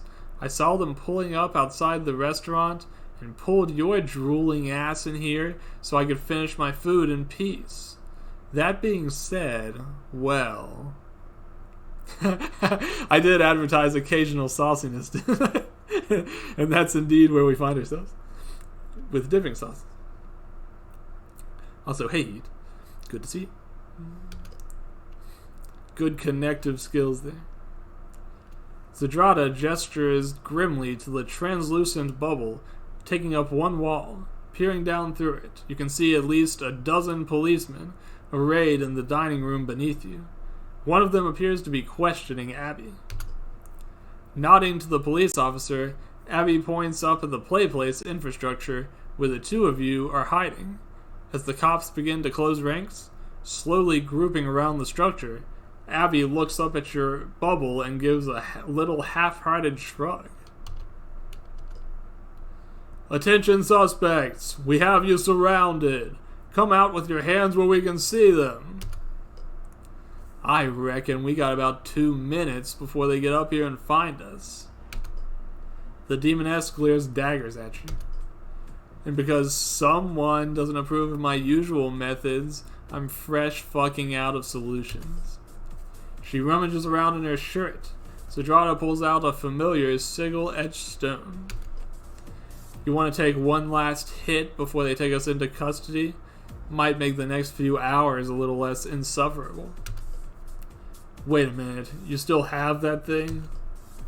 Dadoy, I spent weeks on this. You think I'd let this out of my sight? I think I may just have had an idea. As the officers close in on your bubble, you whisper your plan to Zedrada, and a smile gradually spreads across her face. That's diabolical, Taker. Maybe you aren't such a stick in the mud after all. Your preparations concluded, the two of you get into position at the top of the slide. Zedrada sitting on your lap, and your hands on her hips. At a nod from you, Zedrada calls down to the floor below. Hey shitlicks, we're coming down the large slide. We don't want any trouble, you hear? You push off and pray that the slide will hold your combined weight. Fortunately, the structure only makes the occasional groan as the two of you coast down to ground level. Man, I'd been planning to play all the Chapter 2s tonight, but this one's proving surprisingly lengthy. Zedrada leans back into you and readjusts herself, perhaps a tad too aggressively, upon your lap. You ready? Yeah. You place your thumbs slightly under the edge of her shirt and brace yourself for arrival. As you emerge from the interior of the slide, the two of you are greeted by a stunningly excessive amount of batons, handcuffs, and tasers, all aimed directly at your face. Hands where I can see them! I hope this works. Zedrada throws her hands to the ceiling, signaling you to do the same. Making sure your fingers are still hooked onto her shirt, you raise your arms as well, taking your shirt along with them. Stunned silence greets your reveal, and peering around Zedrada's side, you can see every eye in the restaurant staring directly at Zedrada's exposed top. Zedrada's voice, slightly muffled by the clothing pulled up over her head, breaks the silence. Did it work? A loud thump answers Zedrada's question, quickly followed by another, and then another. Everywhere you look, officers are falling to the ground as if they were puppets, whose strings had just been cut. The police chief looks in confusion from you to Zedrada's chest, trying to make sense of what was going on. But you and I, just drawing? I don't, do you see a snake? Her focus giving out, the police chief crumples to the ground along with the rest of her unit, twitching occasionally. You know, it's a slight missed opportunity not to have the two police people that appeared from Helltaker here as characters. Just a thought. I always wanted to see if they would appear again. You let out your breath and let Zedrada's shirt fall back down, once again covering the sigiled stone she tucked into her bra less than a minute ago. Hell yeah, that's what I'm talking about. You sure you aren't some kind of evil genius? Last I checked, but I'm surprised that worked as well as it did. O ye of little faith. When I bust out this bod, you'd better believe I got the eyes of everything in the room. Even gloomy tits over there can't stop ogling me. Still standing stalwartly behind the counter, Abby looks Zedrada up and down with vague interest, which is hands down the most energy you've ever seen her apply to something. picking her way over the insensate officers. There's another new word. I think this person was using a thesaurus when they wrote this story. Sladrata saunters up to the young woman. Reaching across the counter, she prods Abby with a pointed nail, as if she's some kind of specimen on display at a museum. Huh, interesting. The sigil must lose its potency at longer ranges. Tell me, how are you feeling right now? Like I'm not getting paid enough for this job. Gurk. A burst of radio static sends both you and Zadrata spinning around. A small, heavy-duty field phone strapped to the front of the police chief buzzes again. Chief, have you apprehended the subjects? We have more officers standing by if you need assistance. Aw, shit. We got a bail. Where's the car? Also, I just realized I'm a little too low right, aren't I? I'm kind of blocking the chat window. Hold on 1 second. Give me 1 minute. I thought my fire would get a little bit more transparent up towards the top, but since it doesn't, I just need to shrink myself down a little bit. Give me 1 moment. Shrinking. Smaller. Okay. I think that's good. There we go. Chat away.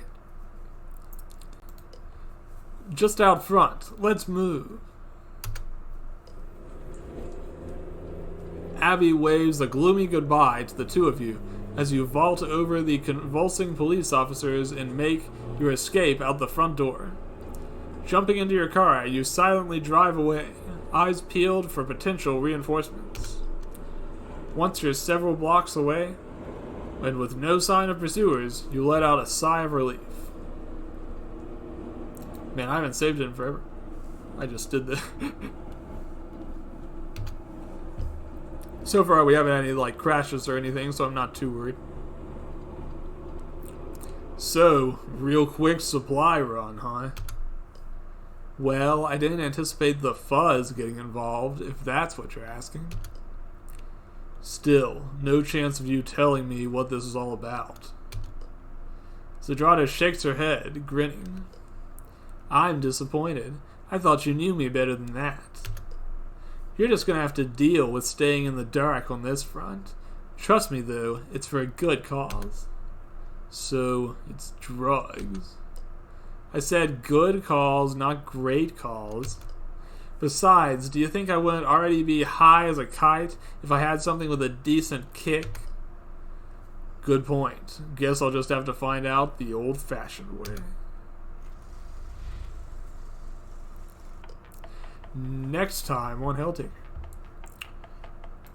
So we've done Pandemonica, Modeus, Cerberus, Melina, and Zadrata, and Azazel's second chapters. That means we've got 3 more to go. I don't think I'm going to get them all done tonight. So if you have anyone you want to see first, let me know and I can rearrange it a little bit. Again, that's Justice, Lucifer, and Judgment. I'm going to take a quick drink of water, so if anybody has any requests, we can prioritize one over the other.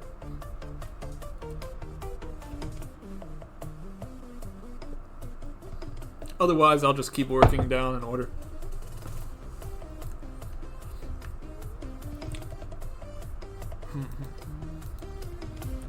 Okay, I'll just, we'll go with Justice for now.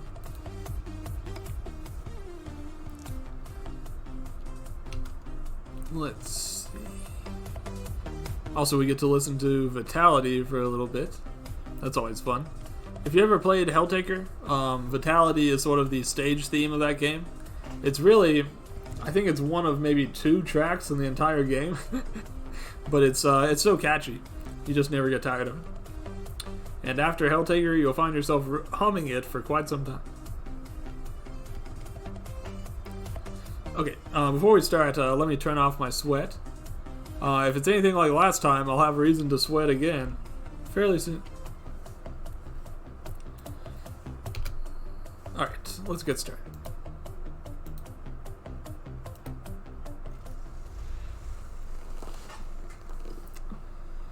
True to your word, you and Justice start hitting the gym on a regular basis. Though grueling at times, the workouts leave you feeling better than ever.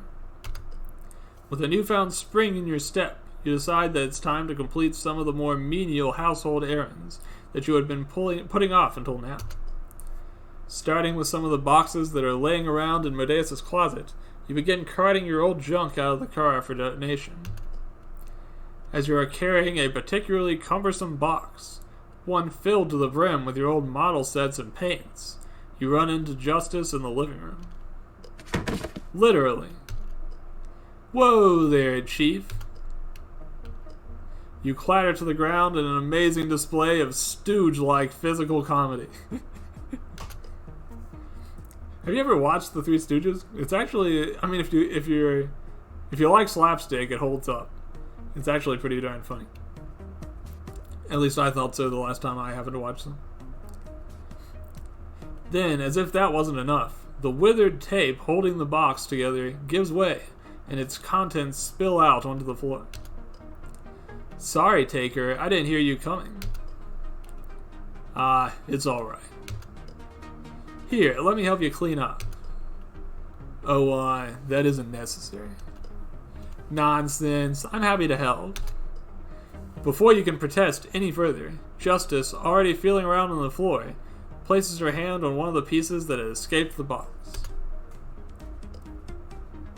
Aha! Oh, what's this? It's nothing. Hi, it doesn't feel like nothing. You watch with a mix of horror and embarrassment as Justice ponders over the object in her hands. Now what have we here? A toy of some sort. You know, this reminds me a lot of knights that were all over the place when I was young. I remember children would run around with these little wooden replicas of the warriors they favored the most. Could this be one of your old toys from when you were a kid? Not exactly. Oh? It's a model. A model? Yeah, collecting them was an old hobby of mine. What do you do with them after you collect them? Well, you're supposed to paint them. After that, it depends on the person, I suppose. I've never gotten into model building myself, or model painting. I guess it's a hobby that seems like it would fall within my strike zone, but maybe I'm just a little too lazy for it. I don't know. But I've seen a lot of people do some very impressive painting inside the VTuber community. Some people even do it on stream. Some people just keep them around to look at. Other people like to use them in games. I see. And what would you do with them? Well, I wanted to paint them and put them up for display, but... You look sheepishly at the figure that Justice has in her hands. Color aside, the paint job itself is atrocious. The paint is globbed on so thickly that many of the model's more intricate details have been lost. Beyond that, the shading is inconsistent, the freehand work looks like a child's crayon drawing, and there's still evidence of glue at the joints, where the excess was not wiped away properly. But what? I never got the hang of it. Painting was never my strong suit. So, what are you going to do with them now? I'm not sure. They've just been sitting in boxes, cluttering up Medeus' closet since I got back from hell. Maybe someone who's better at painting can strip the color and do them up properly. With a sigh, you begin gathering up the figures that lay scattered over the living room floor. Expecting Justice to pitch in and help right away, you're surprised when the demon does not move. Justice? Looking up, you're met with a surprising sight. Justice is frowning. You don't like painting anymore? No, I do. It's just... Then why are you getting rid of the stuff? Well, I haven't touched it in a long time, so all it's doing is taking up space. Why don't you just move it all to your room then? I could do that, I suppose, but what? I just really don't think I'm cut out for painting, Justice. So Helltaker's spinoff is deconfirmed, apparently. That's a shame, because it sounds like something I could sink my teeth into. I gotta be honest with you, Taker. It makes me sad to think about you giving up on something you once enjoyed. You say you aren't good at painting, so what? Is there a competition? No. Do you have to be the best painter out there? No, I suppose not. Then answer me this, honestly. Even though the paint jobs weren't great, you still enjoyed painting, didn't you? I did. Then who cares? Pardon? Look, I know that it feels good to be good at something. But this is a hobby, man. You're not entering them in any competitions, and you aren't selling them for profit. So who cares if you're good or not? All that matters is you and the enjoyment you get out of the deal. Right? Okay. At the end of the day, I'm not going to tell you what to do here. If you really want to get rid of this stuff, go for it. I won't stop you. But if you ask me, I don't think you really want to close the door on this hobby. I think, and correct me if I'm wrong, that you enjoyed the hell out of painting these things, and the only reason you're quitting is because there's this little voice in your head that's needling you and saying that you have to be good at something for it to be worthwhile. Man, Justice with the life lessons here. We're getting some wholesome edutainment. Well, I say, screw that. Being good at a hobby is secondary. Happiness is what really counts. You find yourself looking down at the figure resting in your palm. It's true. The paint job is horrendous. But nevertheless, you recall the excitement you felt when you brought it home and took it out of the box. You remember staring wide-eyed at the pieces laid out before you, daydreaming of all the colors you wanted to use. It took you all afternoon just to paint that one figure. An afternoon well spent. You're right. I do miss this hobby. And I don't really want to get rid of all this stuff. Then don't. Here, let me help you clean this all up, and we can get it all set up in your room, yeah? Maybe you can just describe to me how you painted some of these little dudes. You nod and set to work cleaning up the figures off the living room floor. Man, get yourself a GF who encourages you to keep up your painting hobby. We all want a nice, encouraging GF, I think. With Justice's help, it doesn't take you long at all, and soon the two of you are sitting side by side on your bed with the box's contents laid out before you. Grinning from ear to ear, Justice has the figure of a knight in her hands and is feeling it over with her fingertips. And what about this one? It's red. Just red? Yeah. Well, what kind of red? Is it a deep blood red or a bright crimson? Or maybe it's closer to a soft rose. No, it's not like that. It's red. Just red. No, there's also some yellow for the lions on his shield. I see. And how about this one? That's an elf sort of character. I painted her robes green. As you watch Justice play with the figure in her hand, a thought occurs to you. Say, Justice. I don't want to sound rude, but how can you picture what colors are what? I wasn't always blind, you know. You weren't? No, when I was much younger, I could see. What happened? That's a long story, Taker.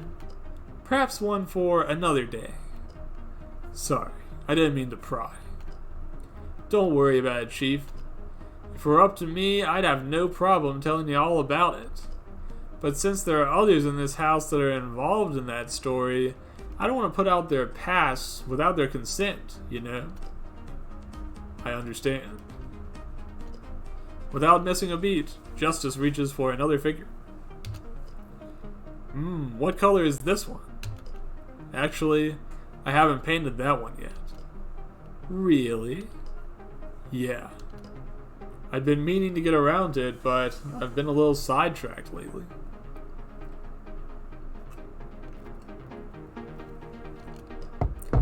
Well, what are you waiting for now? You've got the paint, and you got the brushes. Now is as good a time as any to slap a coat on this bad boy. I suppose you're right. Let's see here. You rummage around in the box for your paints. However, much to your dismay, you find them in bad sorts. Many of the hues have leaked out due to being improperly closed, while others have gone bad outright. Damn. What is it? My paints are bad. Ah, that's a bummer. Looks like I didn't close them properly. I'll have to restock at some point. Where do you usually get your paints? There's a little hobby shop in town. They've got a big wall of paints, so I shouldn't have a problem loading up on new colors. Can I come with you? You really want to? Of course. We can browse through some of their models too, right? I should expand my collection, shouldn't I? That's what I like to hear. So it's a date, right? Yeah, it's a date. That was a short and sweet one. Kind of interesting. We're still in a situation where Justice has not interacted with any of the side character demons yet. And so she's still pretty unconnected to the plot at large. Modeus is kind of the same way right now. Maybe they'll get roped in later, or maybe or maybe when she goes to the paint shop, Abby will be working there. I'm sort of banking on that.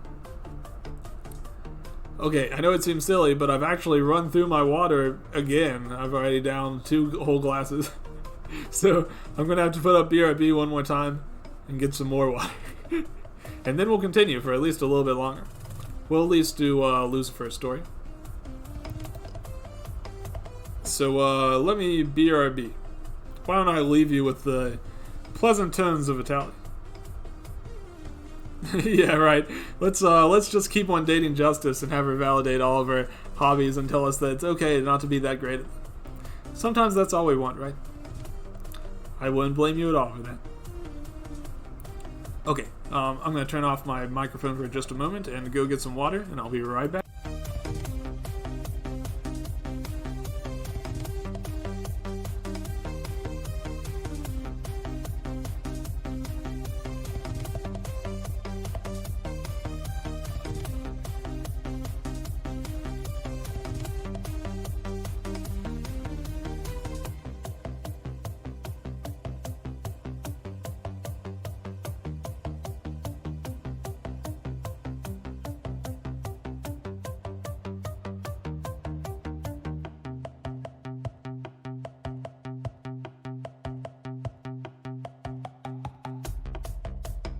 Okay, that didn't take too long. I'm back. Alright, I turned my microphone back on. I did not forget. And now, we're going to continue with Lucifer. Now, it may tell us that we can't do Lucifer yet, because last time we had to complete everybody, even Justice, before it would allow us to do Lucifer. So, we'll see. Nope, this time we can do Lucifer if we want to. Ah, Taker, I've been looking for you. Really? I've been doing some thinking since our last chat, and I believe you're correct. Naturally, but run the specifics by me again. You're absolutely right about the amount of work I do. I should let someone else assist me in my jobs, and I've got just the person in mind. Let me guess. Tall, muscular, dashingly handsome, and with an insufferably high opinion of himself, apparently. Grab some lunch. We're going on a little business trip. Huh? Where to? Where do you think? We're going back to hell. I'm going to try and take things a little easier and work more from the house rather than basing all of my operations from hell. What part do I play in this adventure? Pack mule. The skeletons are on strike again, and I need someone to help me carry all the paperwork back to the mortal world.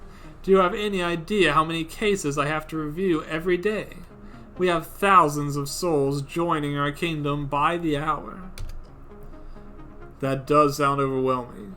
I'd be more than happy to accompany you and help out however I can. However, what is your concern?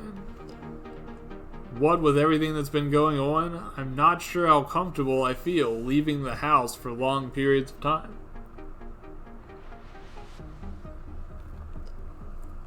I wouldn't worry. We won't be gone long. But if it will make you feel better, you could deputize one of the more responsible demons to act in our absence. That's an excellent idea, but who do you trust to keep the peace while you're gone? Only 2 other demons really fit that role, but which one to choose? Justice or Pandemonic? Let's leave Justice in charge of the house. Justice. You need something? Lucifer and I are going back to hell for a little while. Would you mind making sure the 3 dingbats don't burn the local preschool down while we're gone? Sure thing. Mind if we order out tonight? Service will probably stick around and behave if she knows we're getting pizza.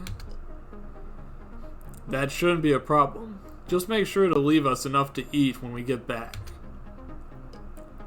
Well, I'm relatively certain the house isn't going to go up in flames for at least another 24 hours. Plenty of time for us to make our little business trip, I should think. Turning on the spot, Lucifer waves her hand, opening up a red-tinged portal in the center of the living room. The acrid smell of brimstone permeates the air, causing your eyes to stream. Come along then, Taker. We haven't all day. You follow her into the swirling energy of the portal. The feeling of traveling between realities varies greatly depending on who's providing the means of transportation. Lucifer's method of travel amounts to the dimensional equivalent of a limousine, smooth, classy, and about as comfortable as having all of your atoms reconfigured can actually be. Shadowy shapes blur past the 2 of you, eventually forming themselves into the black and crimson trappings of hell.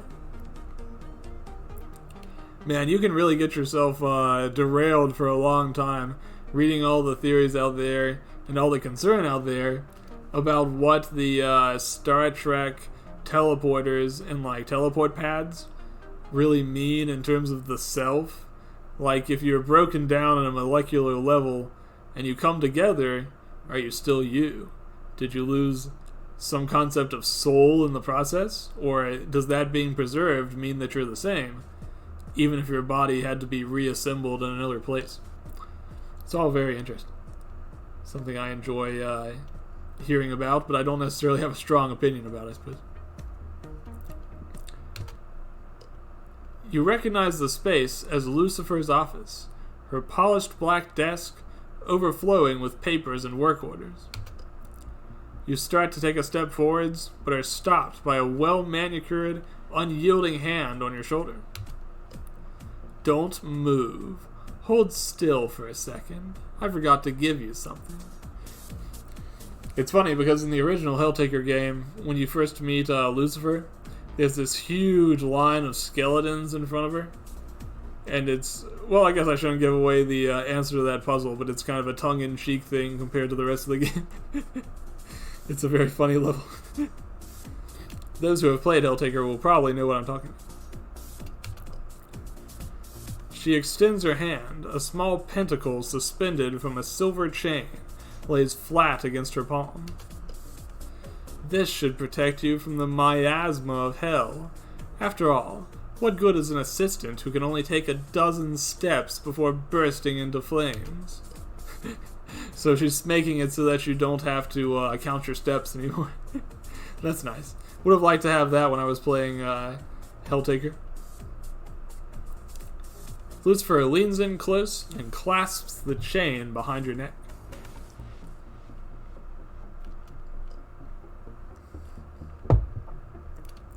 There, you're all safe now. But do me a favor and try not to destroy any skeletons that you happen to run into, okay? I'll try. The two of you walk over to the desk. Lucifer visibly winces as a stack of papers falls over, adding its contents to the already sizable mess that covers the ground. I can see we've got our work cut out for us. Indeed, fortunately. Lucifer twirls her finger in the air, and two slick, shining briefcases materialize out of thin air. Ah, it feels good to have my full powers back at my disposal. The mortal world hinders my ability to some degree. Trying to cast a spell up there is like trying to paint a picture with weights strapped to my hands. She hands you one of the briefcases. Snapping it open, you suspect that there's no way that its modest interior can contain the sheer quantity of paper strewn across the room. Do you want these separated in any particular fashion, or... I wouldn't worry about it. I'm used to separating the important documents from the routine ones anyways. The clerical demons have adopted print them all and let Lucifer sort them out as a principal motto with regards to bureaucracy. The two of you begin stuffing papers into the suitcases. Despite their modest size, they never seem to quite fill up, no matter how many documents are placed inside them. While the novelty of the suitcases distracts you momentarily, you soon become bored with the task at hand.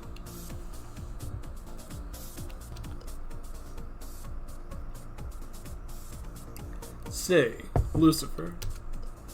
Yes. Let's see, should we ask about Cerberus or about Zedrada and Melina? I'll ask about Zedrada and Melina. I've never heard of demon sisters before. How did Melina and Zedrada come to be? I wonder how much the Helltaker has heard of demons before. He knows at least enough about them to know to go into hell for them, but they still seem to surprise him in other ways, so I wonder. Their origins are far from auspicious, as far as I'm aware. Zedrada made quite the name for herself during Hell's more tumultuous years, but never enough to warrant serious attention or concern from the higher-ranking demons. And Melina.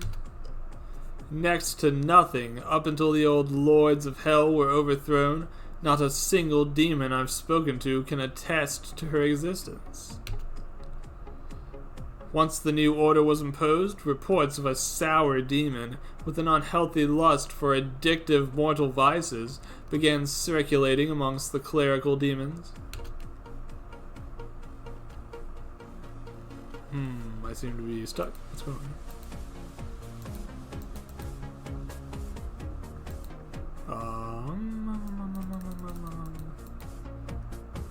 Uh-oh, I seem to be frozen. What's going on? I can't access the log either. Strange. Menu screen. What's going on? Sorry, folks. Give me just a moment. I'm going to try to figure out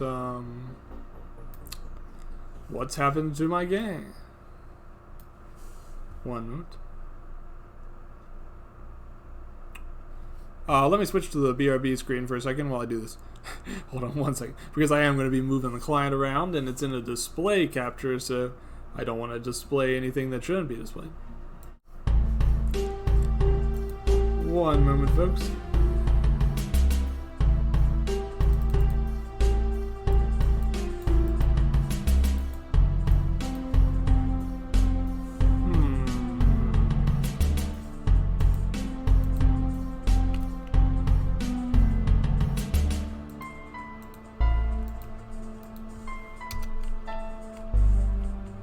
Well, we might be out of luck. I don't think I can figure out any way to get the current screen to respond. I might have to restart the game, and if I restart the game, I had not saved in an unfortunately lengthy period of time. So that being the case, I may have to call it here, and I'll get back to this point. Won't take me too long off stream, and we'll pick back up here after whenever we get to our next play session, which I think will probably be next week. I'll pop myself back on screen for a second. Thanks again for joining me regardless. Sorry we kind of hit a dead end here. I'll try to quick save more often next time. What I would imagine is this might be a glitch related to... I was seeing some typos too there near the end, and I have a feeling maybe they just didn't properly test this pathway.